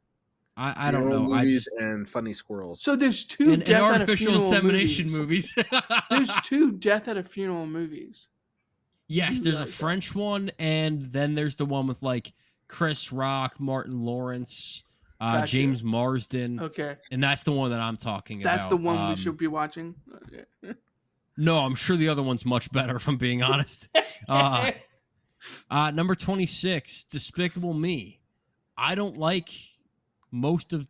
Oh, it's got Illumination's Danny movies. Glover in it. I'm in. Danny Glover's like one of my like. Well, dudes Danny in Hollywood. Glover spends like most of the movie shitting. So, Death at a Funeral. Yeah, Danny Glover. Sorry.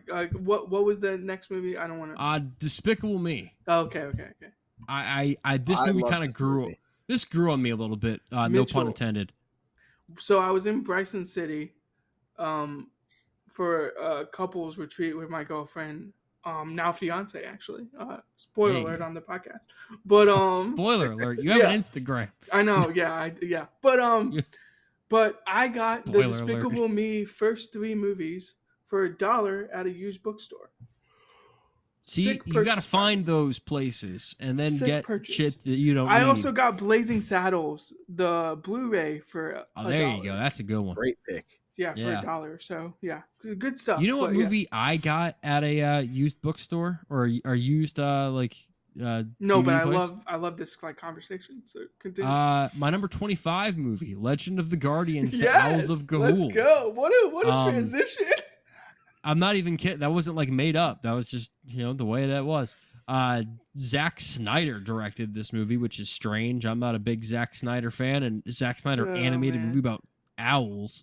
Dude, There's so I'm much all- This color is- in in the on poster, Zack- too. It's not like a gray movie. So yeah, so I haven't No, there's seen colors in this. This. I think I saw. I'm shocked. I think I saw this. I think I saw like half of this movie, so I need to watch it again.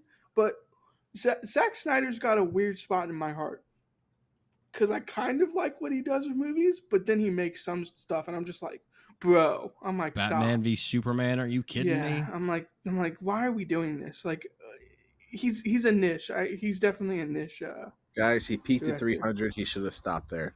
Yeah, 300 is so good. Oh my god. I think his That's peak my might have been stance. Watchmen, but 'cause That's a I good- like Oh, Watchmen. that's true. I forgot. he did one. Whenever we get to Zack Alright. Snyder, like Snyderverse stuff, I guess this is what Ugh. you would call it. Not even like That's the far DC. down our list. Yeah, not even DC, but I'm just saying like in general, like Zack Snyder movies.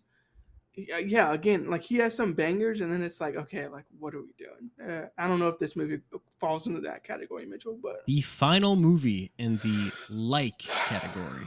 okay, And it's got good. very, very close to a B plus. That's Megamind at number 24. Oh, see, but Um, you hate the sequel. Well, but the sequel's awful, but the first one is good. Have you What seen about Megamind? what about the TV show? I though? actually have not seen Megamind. Is I think Will you'd like it. Ferrell? Will Ferrell, Brad Pitt, Tina Fey, Jonah Hill. It's honestly the first one's not that bad. I agree with Mitchell. The second one is not good at all. It's actually an F. But Yeah. the one thing about that second movie is it gives us a banger theme song for the show, which I think is what this movie was just a promo for the show that they were making on Peacock. Stop it. Yeah. Because now you're making me think about Megamind versus the Doom Syndicate. And I just want to think about straight up Megamind. Okay? Yeah, fair. Just fair. Megamind. Sorry. But now I can't believe it took them that long to make a sequel, by the way. Yeah. Yeah. Now we're going to talk about the movies I really liked. Okay? So number 23, we've got Winter's Bone starring Jennifer Lawrence. And I don't think this should have gotten a Best Picture nomination. But I think this movie does a really good job of covering like a certain way of life that people live in a certain area of like, I don't know if this took place in like the Appalachians or like, but it makes you feel the way that the characters feel in this really well. And this is a breakout performance for Jennifer Lawrence. Number 22, I really like the Jaden Smith Karate Kid. Sue me. I like this movie. And I think so much of that has to do with Jackie Chan is so good in this movie as Mr. Han, the new Mr. Miyagi. That's why I'm so excited for this new Karate Kid movie coming out. Because if there is a weak part in this movie, it is Jaden Smith. But I don't think he's that bad. But more importantly, the villain in this movie is like 12-year-old Godzilla. I would not pick a fight with this kid at any point in my life. This kid is terrifying. When I saw this movie when I was 15, that kid way shit more my terrifying pants. than the mofo in the original Karate Kid, because that kid was just a loser. No, and he's younger, but I'm telling you, you feel the threat, and like even the teacher of the school's like, I will come down there and beat your ass. Like, give this movie a shot. If you're like, I'm not going to see a Karate Kid remake. When it first came out. Did you like it? It's good. I enjoyed it. Yeah, it's good. Okay, thank you. It never made my list of movies like, I need to watch it again. I will say I enjoyed it for what it was. I think Brandon, have you seen it? Yeah, I've seen it. I think people are living in like nostalgia land with the first one. Don't get me wrong. I like the first Karate Kid. It's good. I like it. But have you also heard the theory that Danny Russo is like actually the bully and is like actually I've heard that. I don't buy it, also, but I haven't seen Cobra Kai. Yeah, that was my next question. Have you seen Cobra Kai? Because my dad, because if you think about the time frame, he probably loved the Karate Kid whenever that came out. My parents did too. Whenever he was, and so this Netflix show, he is like invested in Cobra Kai. He is like finished the Netflix show. That is how invested he is in Cobra Kai, and he tells me all the time I have to watch Cobra Kai.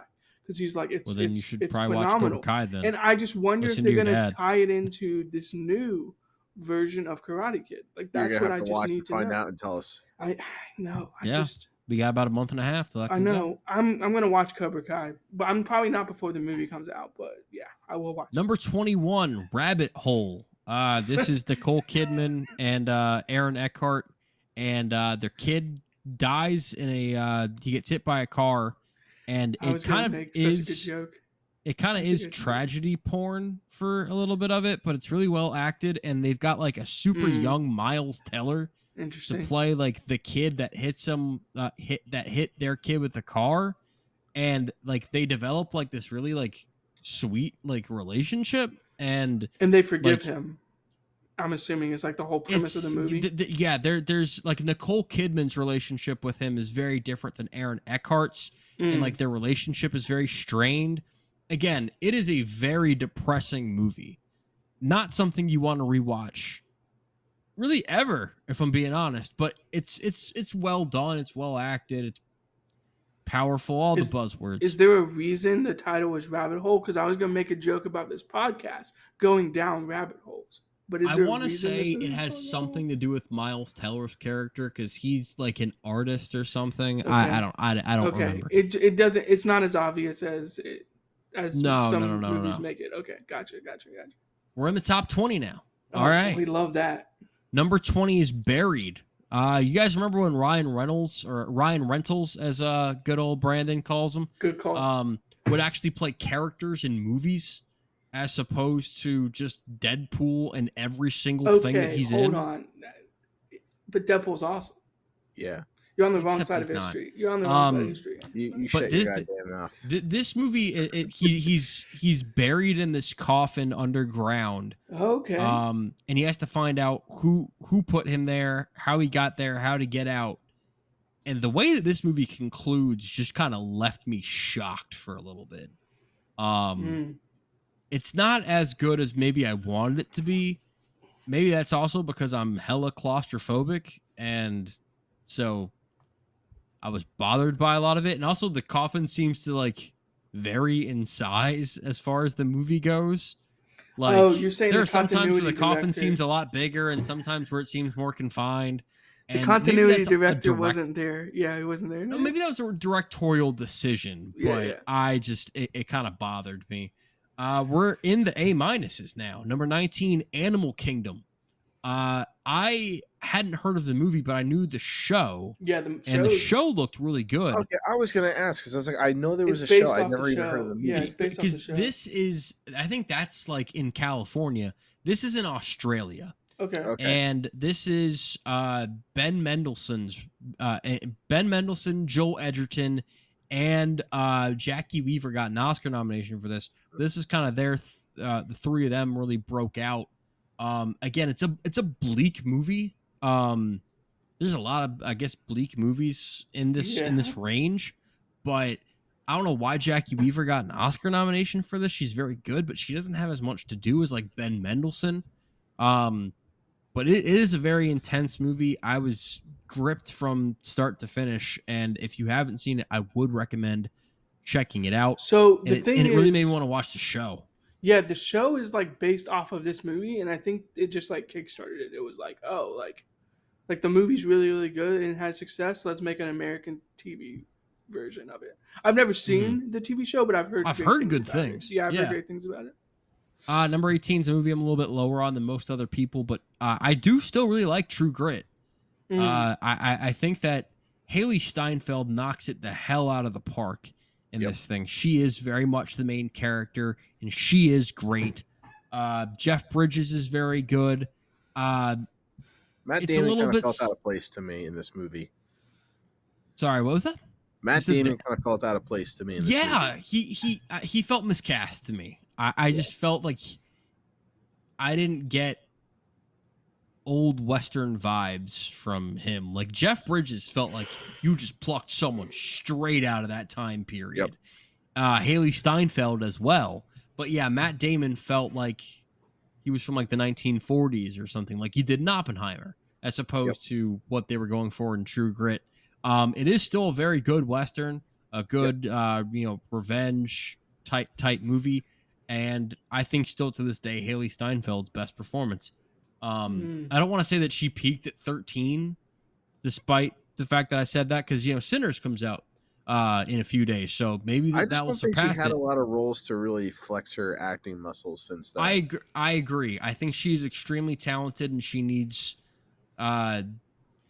just. But that's also agent. Like a choice to like accept like what movies you're accepting, because this is like my whole Jesse Plemons theory is like Mitchell's I think spot on with this. Jesse Plemons doesn't take bad roles. He doesn't take bad projects. He was in Battleship. I mean, outside of Battleship. Outside of Battleship.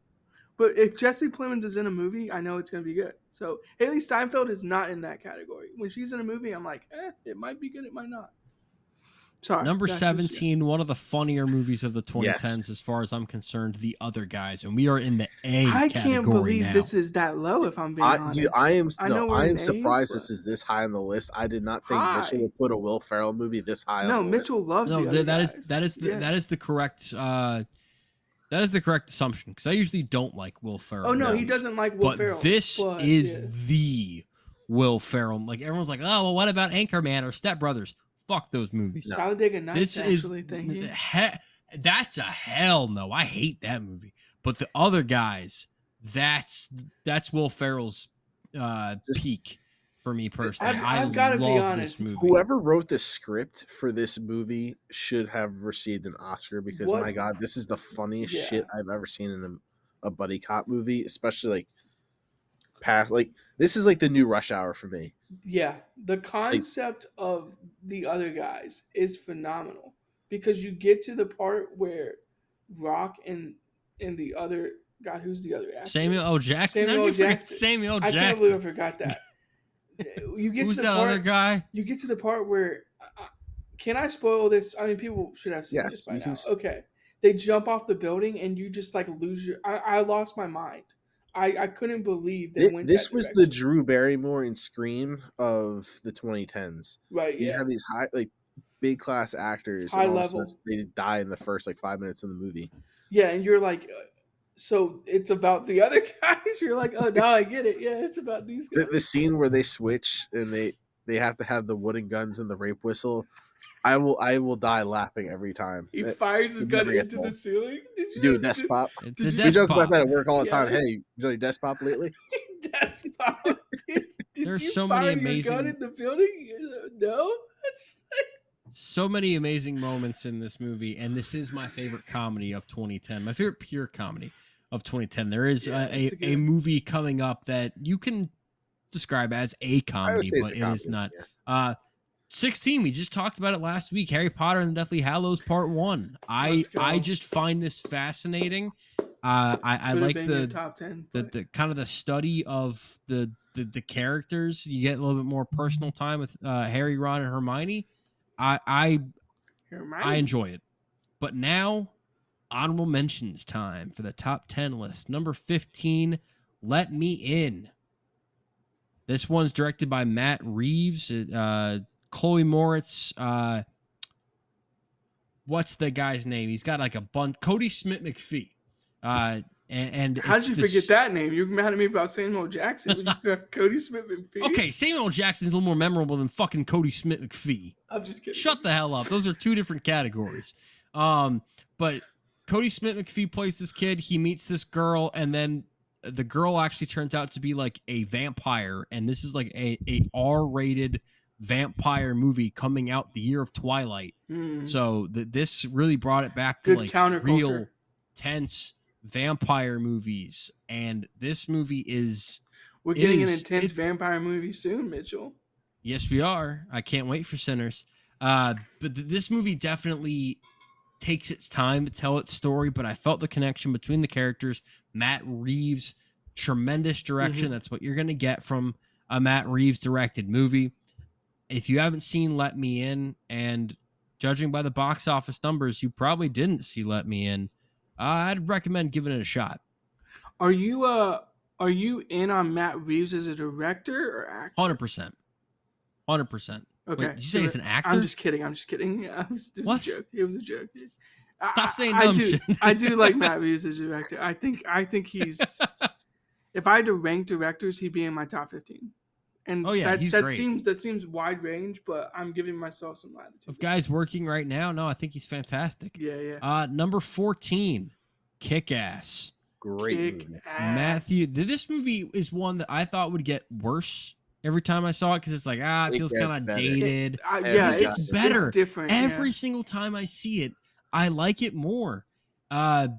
Nicolas Cage, this might be like my favorite Nicolas Cage performance. Come on now. Come on. This actually is, you know how I said that Haley Steinfeld, like, hey, I don't want to say you peaked at 13. I will 100% say Chloe Moritz peaked this year Yes. because she didn't Is go what on to it do is. a Yeah. damn thing. But Hey, she did between she Let did Me well In and Kick-Ass, yeah. she is amazing as Hit Girl. As far as, you know, we got a lot of generic Mark Strong villains in the early 2010s, late 2000s. This one was my favorite of the group. Matthew Vaughn knocked it out of the park with the direction here. Yep. And I thought that Aaron Taylor Johnson was good. He definitely goes on to do better stuff, and he's definitely not the standout here. McLovin was also really good in this. I love how no one ever calls him by his name. Nope. It's just Christopher He will McLovin. always be Mintz-Plasse. McLovin to me. Nope, that's not his name. His name is Nothing That's not his McLovin. name? Yeah, that's not his He's name. permanently in history as McLovin. McLovin. Number 13, Tangled. This is Disney magic as far as I am concerned. And this is one that really grew on me. Not all of the music works for me, but most of it does. And this is just Disney fairy tale musical magic done exceptionally well. When they do that live action version directed by the director of The Greatest Showman and Better Man, starring Sabrina Carpenter. I hope they knock it out of the park. There's definitely potential there. We'll see Yeah. what happens. Number I might 12. be in on that live action. Just I'm not Me in on too. live action Disney, but Me too. If it stars Sabrina, then I'm in. Batman Under the Red Hood. This was a surprise to me because I put a few Batman movies in my stuff to watch, and there were a lot of movies like Batman Mask of the Phantasm or Batman Beyond Return of the Joker that like I had heard were really good, and I The knew Batman were going to movies be of the solid. '90s and early 2000s were great. the They haven't animated had many good Batman ones since then. movies This is are one of the good. few really Yeah. good ones. Now, Killing Joke is divisive. I've Yes. heard that was awful. Yeah, well, that's why it's very divisive. Some I people heard that love the it. Some Dark people hate Knight, the Dark Knight Returns animated one was also Mhm. pretty good. And Yeah. in 2011, I'm going to be watching for the So 2011 you list. would Rather, recommend, I'll be watching obviously, Batman Year One. based off this Okay. ranking, you would recommend Under the Red Hood. Under the to Red Hood is anyone. fantastic. Yeah, I really enjoyed this. You get the kind of I think it was Jason Todd, Yes. right? Yep. Yeah, kind of a character study of him, and his relationship with Batman, the Joker. I just thought that this was an incredibly well paced movie too. So number 12 and number 11, the movie that just missed out on the top 10. The King's Speech, which Let's won the go. Oscar for Best Picture. It's a really, really good movie. And I thought this was going to make top 5 because Yeah. the first time I saw I this, remember I when you first saw loved it. this, you were like, "This movie is incredible." Yeah, I think I gave it an A+, and it definitely fell off of that mark.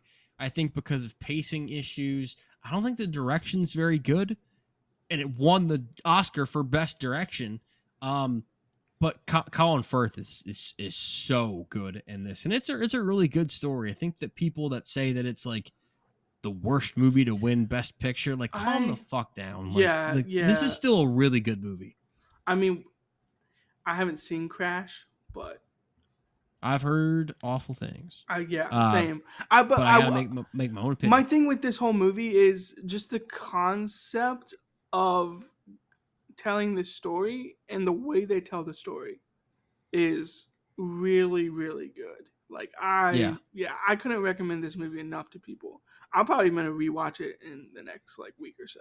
I think I rewatched it for this podcast and I thought it was awesome. Probably gonna rewatch it again. Like I bought the Blu-ray because I was like, I love this movie so much. I need to watch this movie as much as possible. So I really, really like this movie. Number 10, as the top 10 list begins right here, right now. Number 10, 127 Hours. Let's go. I think that James Franco should have won the Oscar for Best Actor for this Wow. movie. Because I was going to ask you, was this your favorite performance of the year? Yes, this was my lead actor. The Mitchell goes to James Franco for 127 Hours. Man, the whole movie's on his shoulders. I mean, Danny Boyle does a great job with the direction, and this movie is not for the faint of heart. I think that the sound design of that scene, if you know, you know. If you know, you know. That's the thing that really just takes it up a notch for me, because it could have gone like really disgusting with the sound design, but instead it's more implied and just kind of like it almost feels like a really twisted game of Operation. Me squeamish now. It makes me very squeamish. But you also it asks questions like, "Hey, would you be willing to do this?" And the answer to that is fuck no. Well, fuck no. You're gonna die if you stay in the. Yep, I would just be dead. What are you talking about? No, you got to. You got to. Yep, I don't have that in me. I'm sorry. I do. I kind of want to bring the, because I went to Scottsdale for a bachelor party and they were like, "Oh, let's go like hiking in like the, around the area and tell people where we're going." Yes. Yeah. Lesson learned. Yeah. Always tell people where you're going. So that was my whole thing. Is I saw this movie like a month before that because we watched it for this podcast, and I was like, guys, I don't. Let me know where you're going because I didn't go with them, but I was like, I don't want to be in that situation where I've we seen get that movie, caught in a man. You guys got to cannon. tell me where Yeah. you're going. And I was telling them about it. I was like, have you guys seen 127 Hours? Because if you haven't, it would give you a good appreciation for telling people where you're going when you're going on a hike. But yeah, I also liked how they portrayed like his delirium yep, that through was the good. whole Yeah. thing. That movie made me really thirsty.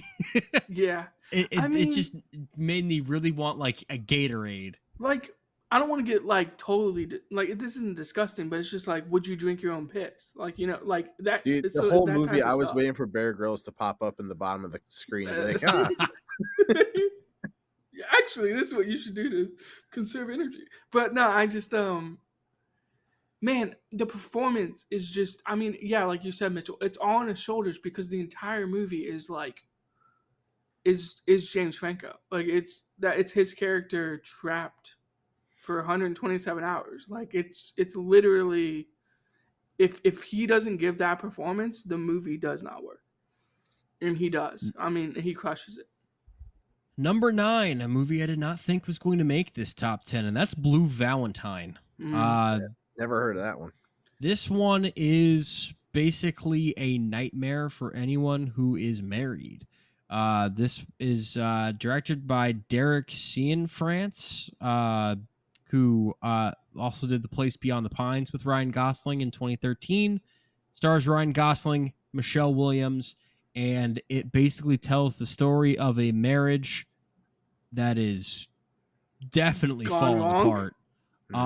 How Yeah. Ryan Gosling didn't get an Oscar nomination for this movie is makes no sense to me. Mm. I don't get it whatsoever. Michelle Williams got an Oscar nomination.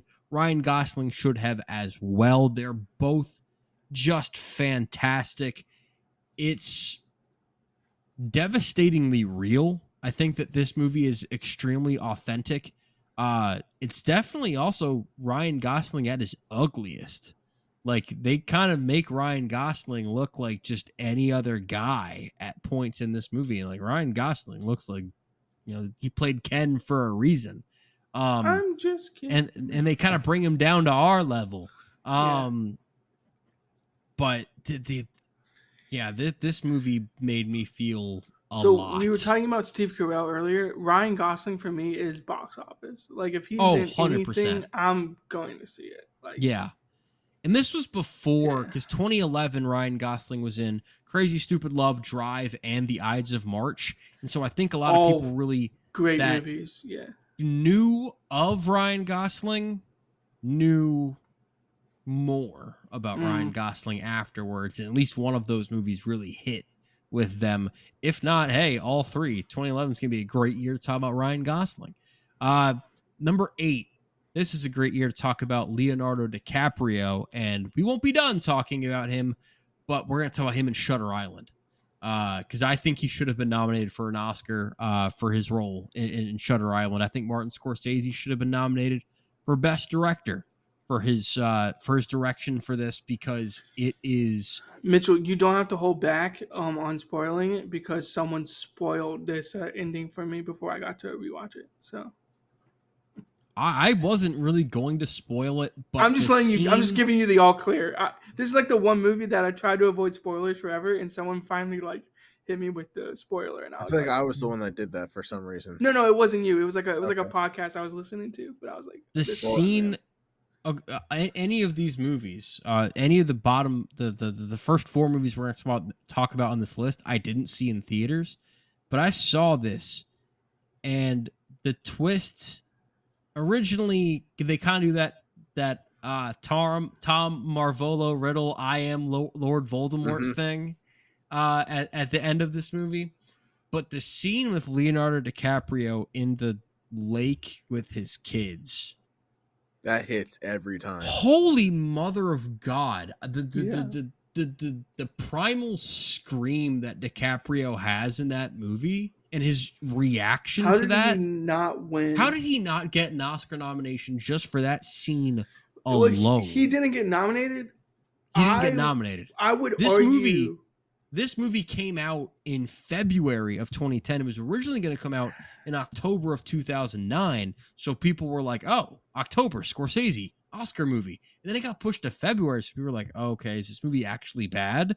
But then the movie Turns came out it out wasn't. and it was really good. Yeah, So turns why out the it fuck wasn't. did they move This is it? one of my favorite, like, top 5 psych thrillers of all time. Like, it's a great movie. And it's very... You could make an argument that he should have won the Oscar, let alone get nominated. Like, I'd still take Franco, but you could make that argument. I also just... This isn't the type of movie that you expect from Martin Scorsese. When you think Martin Scorsese, Yeah. you're not expecting this type of movie, This is and his yet pivot. he does it This is his so pivot, yeah. perfectly. And why would you not expect him to do it so well? This movie feels damp. It feels like you're always 2 steps away from figuring it out. And I love that about it. And I think that Scorsese and DiCaprio are, you know, an all-time level collaboration between those two. And Shutter Island is just another notch in their belt. Number 7, I know, Brandon, you love this one. I don't love it as much as you, but I'm still a very big fan, and that's The Fighter. I think that the wrong person won supporting actress for this. I think Amy Adams should have won, but Melissa Leo was still very good as well. Christian Bale just ran away with the Oscar for... This is a movie I've only seen once. I saw it when it first came out. I haven't seen it since. I've been wanting to rewatch it, so... Yeah, I watched it 3 times it's on the before top I of my watched. list to watch. I feel bad because I watched it 3 times before we did this podcast, and I should have watched other movies for this podcast, but I chose to watch this movie. Hey, 2 more times. You gotta have those movies that you just love to rewatch. The Mitchell for supporting actor goes to Christian Bale, and the supporting actress Mitchell goes to Amy Adams. Mark Wahlberg's fine. I think that he's decent, but he definitely gets outshined. He's good, outshone by, but he's not on the same level as but he shares a lot of scenes with Christian Bale and Amy Adams, who are just wiping the floor with everyone. Can I make because they the need that argument? authentic Boston voice. That's true. Yeah. Well, he is the most authentic Boston thing in the movie. Yeah. But I will say, because I mean, let's be like, I love this movie, but Christian Bale does not try to do a Boston accent. Amy Adams doesn't really try either, and I think that actually makes the movie like work. Melissa Leo is the one putting in the most effort as far as that goes, and maybe that's what won her the Oscar. I mean, Wahlberg's just doing it because that's Wahlberg's like who just he Mark is. Wahlberg. But I will say this, Mitchell. So my opinion of Wahlberg in this movie is I think they needed him to be a backseat to Bale and Adams because this movie is about Bale. It's not about Wahlberg, even though Wahlberg is the It's about how you know what I mean? crazy of a family situation he has. Yeah. Because he has this family that just keeps dragging him down. And it's about him getting out of that situation and kind of progressing. It's an endless cycle of like, every time I watch this movie, I just think about that family and I go, how is he like letting them do this to him? Like, get away from them. Like, they are awful people. The mother is one of the like top 5 worst people in a movie possible. And maybe that's why she won the Oscar, because she just portrays someone you just absolutely despise. It's manipulation after manipulation. Like, you're gonna talk to your mother that way? I'm like, you're being ridiculous right now. Like it's about Mark Wahlberg. Yeah, I mean, I just love the movie. Can I get my grade for it? Because it's actually in my movie Hall of Fame. So, nice. Yeah. It's in my movie Hall of Fame. It's an A+ 75.1. So if people don't know what that is, A+ 75.0 is in the movie Hall of Fame. It just got there for me. So I love this movie. I think it's awesome. This was an A 58.23 for me. That's pretty good. So number 7, let's stay in Boston and let's talk about the town. This is one I actually haven't seen. Looking at your top 10. Really? That's crazy. There are 4 movies on your top 10 that I have not seen. Okay, well, this is number 6, and I did see this in theaters. This was one I remember. This trailer seems like such a cool movie in theaters. I remember seeing the trailer before Inception. We haven't talked about that yet. But I I remember wonder where seeing that is. I remember seeing the trailer for this before Inception, and I don't think I've ever seen Ben Affleck in a movie at that point. I just knew Ben Affleck as a celebrity. And so I was like, all right, let's actually see if this guy can act. And it's like, wow, this guy can act. He can direct. Jeremy Renner's really damn good in this. This is a tense movie. He can direct. Ben Affleck can Oh, do it well, all. No, this is a this is just an incredible like rainy Sunday day type of movie. You know, just pop on the town. You know you're gonna have a great time. TNT's always got this one going as well. Which is why I'm really surprised I haven't seen it yet. I always see it pop up and I want to watch it. I just never end up clicking on it. So when Mitchell told me that he was doing like the 2020 pod and he like sent me his like 20 movies that he was like, this is the top 20. I'm not gonna tell you what the top 10 is, but like watch these 20 movies. I was like, oh, The Town, and look, I like Bill Simmons. I listen to a lot of Bill Simmons. Him and Ryan Rousseau like love The Town, and they think it's like the greatest movie ever. It might be the quintessential Boston movie just because it makes you feel like you're actually there, like like you're going to like they just were authentic about it. They went to the bars in Charlestown. They showed the spots. Like, and you can tell that's purely from it's Affleck authentic. because Yeah. Affleck and Wahlberg are all about just representing Boston. Right, exactly. And like Matt Damon in the same idea. Like when you get like those three people, like whenever it's like a Boston thing, you're like, okay, if I think about Boston, I think about the Wahlburgers, Affleck and Damon. Like that's just who I think of. So yeah, I it's just authentic. It's an authentic bank robbing movie. And like I love it. I also think that Ben Affleck, the actor, doesn't get enough credit for how good he is in this. But that's because he's a phenomenal director, Mitchell. Yes. He's a phenomenal director. Like I would take Ben Affleck direction over acting, personally. Absolutely, 100%. Have you ever seen the extended cut? Have you? I know we love talking about the extended cut. There's an extended cut, Mitchell. No, I don't need to see the Have I told you about this? Have I told you No. about this? Ben Affleck made a 4-hour cut. I don't need that. And they told him, well, you got to get it down. So then he cut it again, and then they were like, okay, it's like 3. We need you to cut it to like 2:40 or like 2:30 or whatever. So he kept cutting it, but there's a 4-hour cut somewhere of The Town. And I don't need it. I've got my perfect version of The Town. All right, fair. The one that was released. Fair. Number 5. How to Train Your Dragon. Now we're not quite at A+ yet, but this got very close. This was an A, 96.96. Yeah, a 96 points. I recently rewatched the entire trilogy, and my daughter absolutely loved these movies. Well, Tommy, I can't wait to review it for the podcast. Oh yeah! Spoiler for everyone: we're reviewing How to Train Your Dragon for the upcoming live action. Right? Are we? I thought I've got the entire year planned out, but Brandon's already cutting into your schedule. Dude. I think Brandon's like, we're doing forget the 2010 podcast. We're finishing with the last 3, the How to Train Dragon movies. I think we should do it. Mitchell has like the next 10 years planned out, so you got. Sad thing is that's actually true, and I know that once we get into like Marvel and DC is going to take a long ass time. Yeah, Mitchell's going to be like, all right, time to do every Marvel, DC, Marvel entity. Disney animation, like we get the Scorsese, there's a lot of. Can I make a suggestion that we do Marvel? How to Train Your Dragon, Brandon. How to Train Your Dragon, Brandon. Go ahead. This is one of my favorite animated movies. I've never seen it. That's including Disney. Wait, you didn't see this? I didn't watch it before the podcast. So you've never seen this before at all? Yeah, that's why I want to watch. I think we need to watch. Nothing you need to watch. Oh, I have the 3 movies. I bought it. But you've never seen them before. I bought the Blu-ray this year. I bought it this year. Dude, this rivals Toy Story in terms of best animated trilogy. No, that's what I've heard.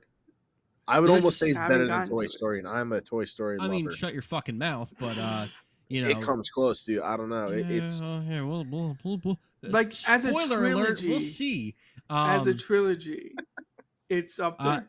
No, No, I Okay, would it's disagree not. with that Okay. sentiment entirely. But the But first it's one. I think it's a very, very distinct number 2.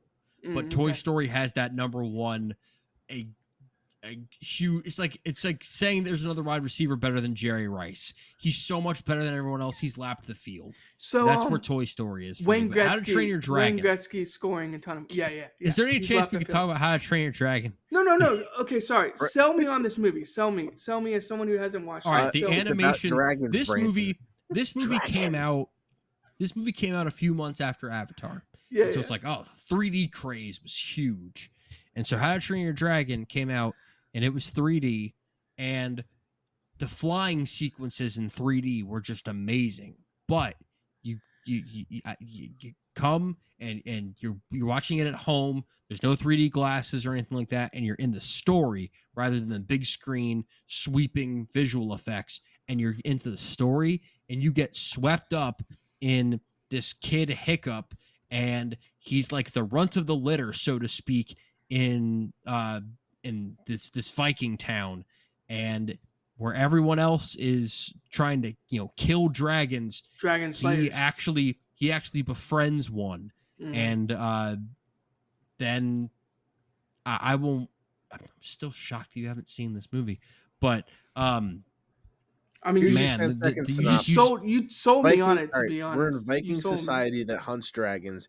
He's the son of the chief, and the chief wants him to kill a dragon. He ends up finding this really cute hurt dragon that ends up being like the most powerful dragon you can have. They become best friends, and then they turn the society like, hey, we don't have to hunt dragons. We can be their friends too. And the score is but fantastic. done so much better. Yeah, the score got nominated for best original score at the Oscars, and that's does not awesome. happen The with animated score movies very slaps. much. I It is love one it of so much. it is Okay. one of the best animated scores of all time.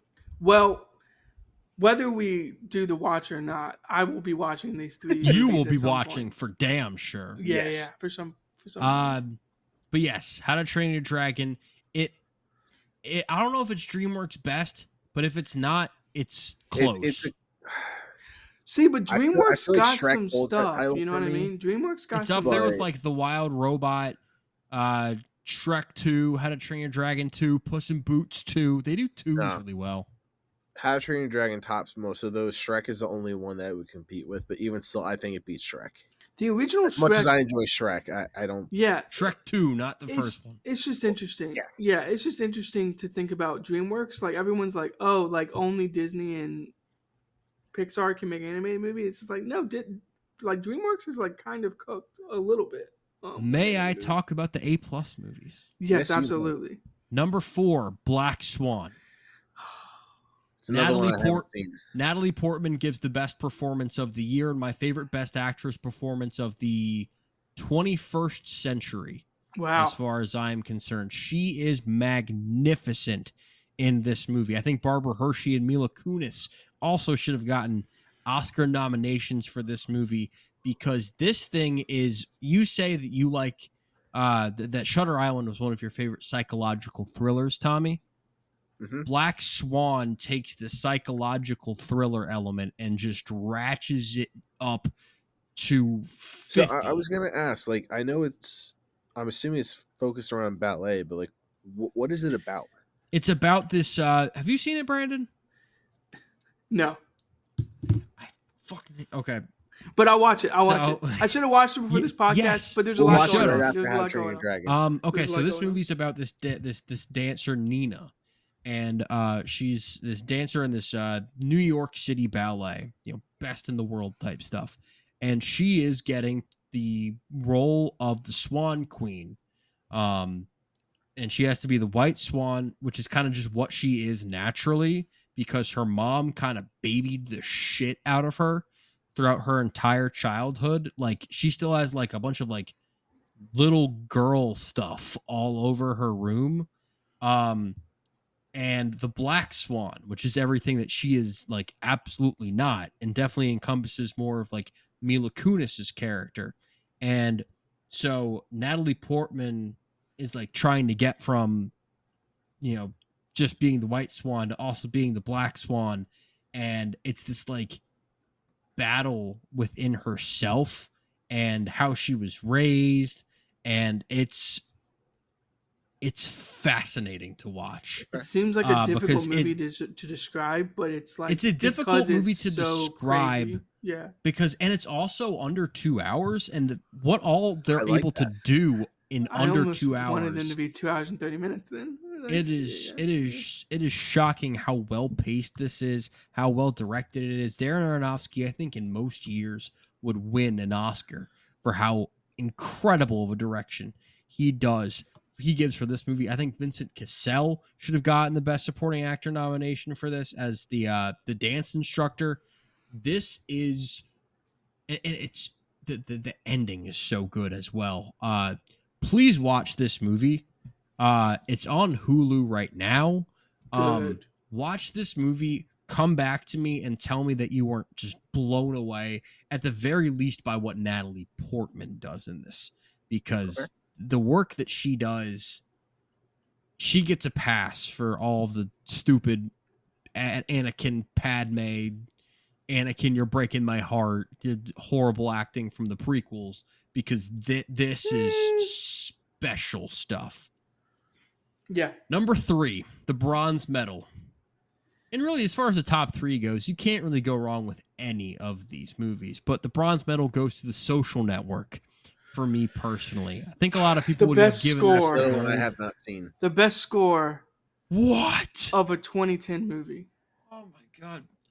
I disagree with that, but I think in most years it would be. It won the Oscar, wouldn't have won the Mitchell. We'll get to the movie that would have won the Mitchell fair. shortly. But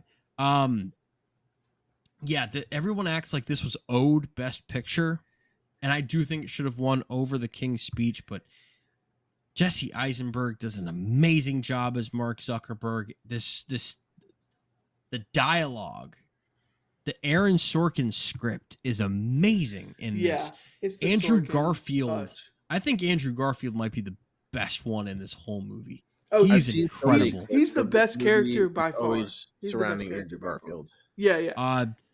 We gotta talk about him, man. My boy Justin I know. Timberlake. Justin cooks, dude. He's Cooks. so good Yeah, in he's this good. movie. He's incredible. Mr. I Eat People, Army Hammer.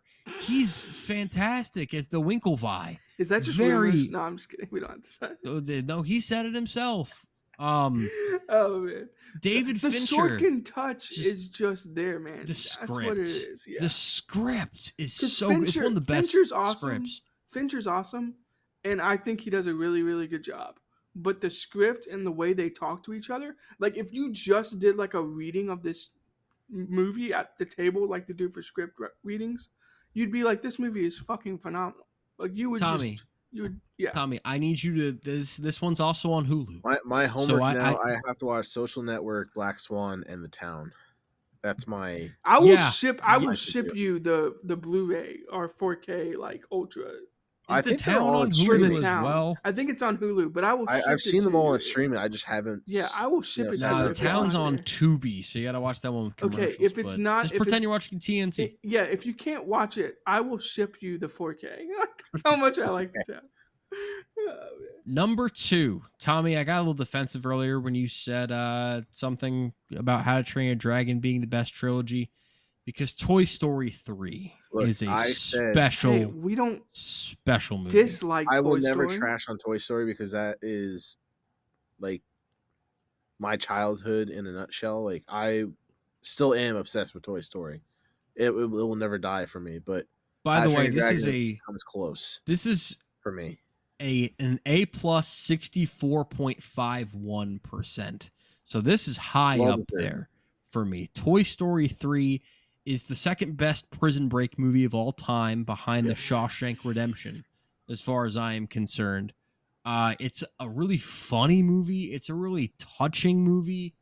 If you I'm have, sorry. Like the incinerator scene goes down in history as one of the most emotional scenes that have brought adults to cry over. Yeah, anime. the That- incinerator movie. The incinerator scene is that yeah, is it's awesome. because they made this movie for families, not for kids. Right. And there's a difference between those two Zurg things. is. I mean, yeah. There's just. Zurg's not in this movie. I know he's Brandon. not in this movie, but This is Lotso. This is Lotso's movie. I know as it's far as the villain. Lotso. And he's a I'm just great saying. Although I villain. feel like it Do would you have been want deserved Zurg? if Zurg all of a sudden popped Yeah. up out of the fire and saved Yeah, them. I wanted That would have Zurg to been pop epic, out of the fire and but save him. still. That was my whole point with the incinerator scene. God, Lotso is like a terrible villain. Like in terms of like the character himself, is just like not a good bear. But they you know set what I him mean? up so well. Like I love him so much. Lotso's My such a piece of shit. headcanon for this Like, movie that's is my that thing. Stinky Pete also exists in this movie, and he's a toy Yes. that's forgotten in the bathroom and lives in the bathroom because Stinky bathrooms are Pete. disgusting. So my first date ever was to go see this movie, Lotso. and so I was a little stressed out, and I feel like I didn't like the movie as much because I was very stressed. Also, what's stupid ass first date to a movie? Like, you don't To a talk. Yeah, kid's that's movie, such a too. Yeah. bad first date idea. Yeah. Like everyone I does. think Like some people I'll do be it. honest with you. They're like, why is this guy like kids I'll- movies? I'm gonna be honest with you. I just really wanted to see Toy Story 3, and I was like, hey, You were yeah, like, yo, the trilogy. We need to yeah, go. I was like, I just really want to go see this movie. So, But that's how you know it wasn't meant to be, because the person beside Yeah, you exactly. was like, Her I don't want loss. to be here. Yeah. But we did see a good movie that day. A fantastic movie, a great movie, second best movie of 2010, That's but not because- number yeah. one. I would put But it at you number you one, knew but you That's knew what because number you and one I was have going to different be. feelings on Tommy, this that's movie. because It's- one is it's The the I number know one, exactly what one is. it's the movie. my favorite movie of 2010 is Christopher Nolan's say it. magnum opus, as far as I'm concerned, yeah. Inception. Yeah. We've talked about this movie at nauseum. The Hans Zimmer score, unbelievable. The Mitchell, dreams within dreams. DiCaprio, Joseph Gordon-Levitt, Tom Hardy, Cillian Murphy. It's all just. I'll take so that, and I'll perfect. raise you Tim Allen and Tom Hanks. And I will shoot you in the head. No, and you Mitchell, will wake up because you're asleep. but you got defensive when I said that the Social Network has a better score. Do you No, actually Inception. believe that Inception. Zimmer? Like I love Inception. Hans Zimmer, and I think Inception. he's amazing. It's Inception all the way. Inception. The score in this Okay. movie is a character, and it may be my favorite one. Okay. And if you want a breakdown of Inception, go listen to our episode. Exactly. I We've know, got a yeah, we've already podcast done it, yeah. for that. So, ladies and gentlemen, in my 2010 movie is Hall of Fame. complete. My movie It's Hall been of almost 2010 minutes, basically. But 2010 is done. It's in the books. I never have to think about it ever again. Hopefully, I've given you some ideas of movies to watch. Tommy, I know I've given you some homework because you haven't seen Well, like I half have of the homework top too, 10. Apparently, yeah, because I've seen the How You Tame a Giant and Black Swan. Yeah, I got homework too. Yeah, you need to get on all of that. So, you two, because I know you two, and you're going to be up for 3 or 4 more hours. You go pick one of those. I might watch not it. even be sleeping tonight. I might be just watching these all night. Exactly. I'm going to go to bed. But thank you for listening to the 2010 podcast. Next up, Highway to the Danger Zone. We got Top Gun, and we've got Top Gun Maverick coming for you next week. So thank you for listening. We'll be back next week for the Danger Zone. RIP Val Kilmer.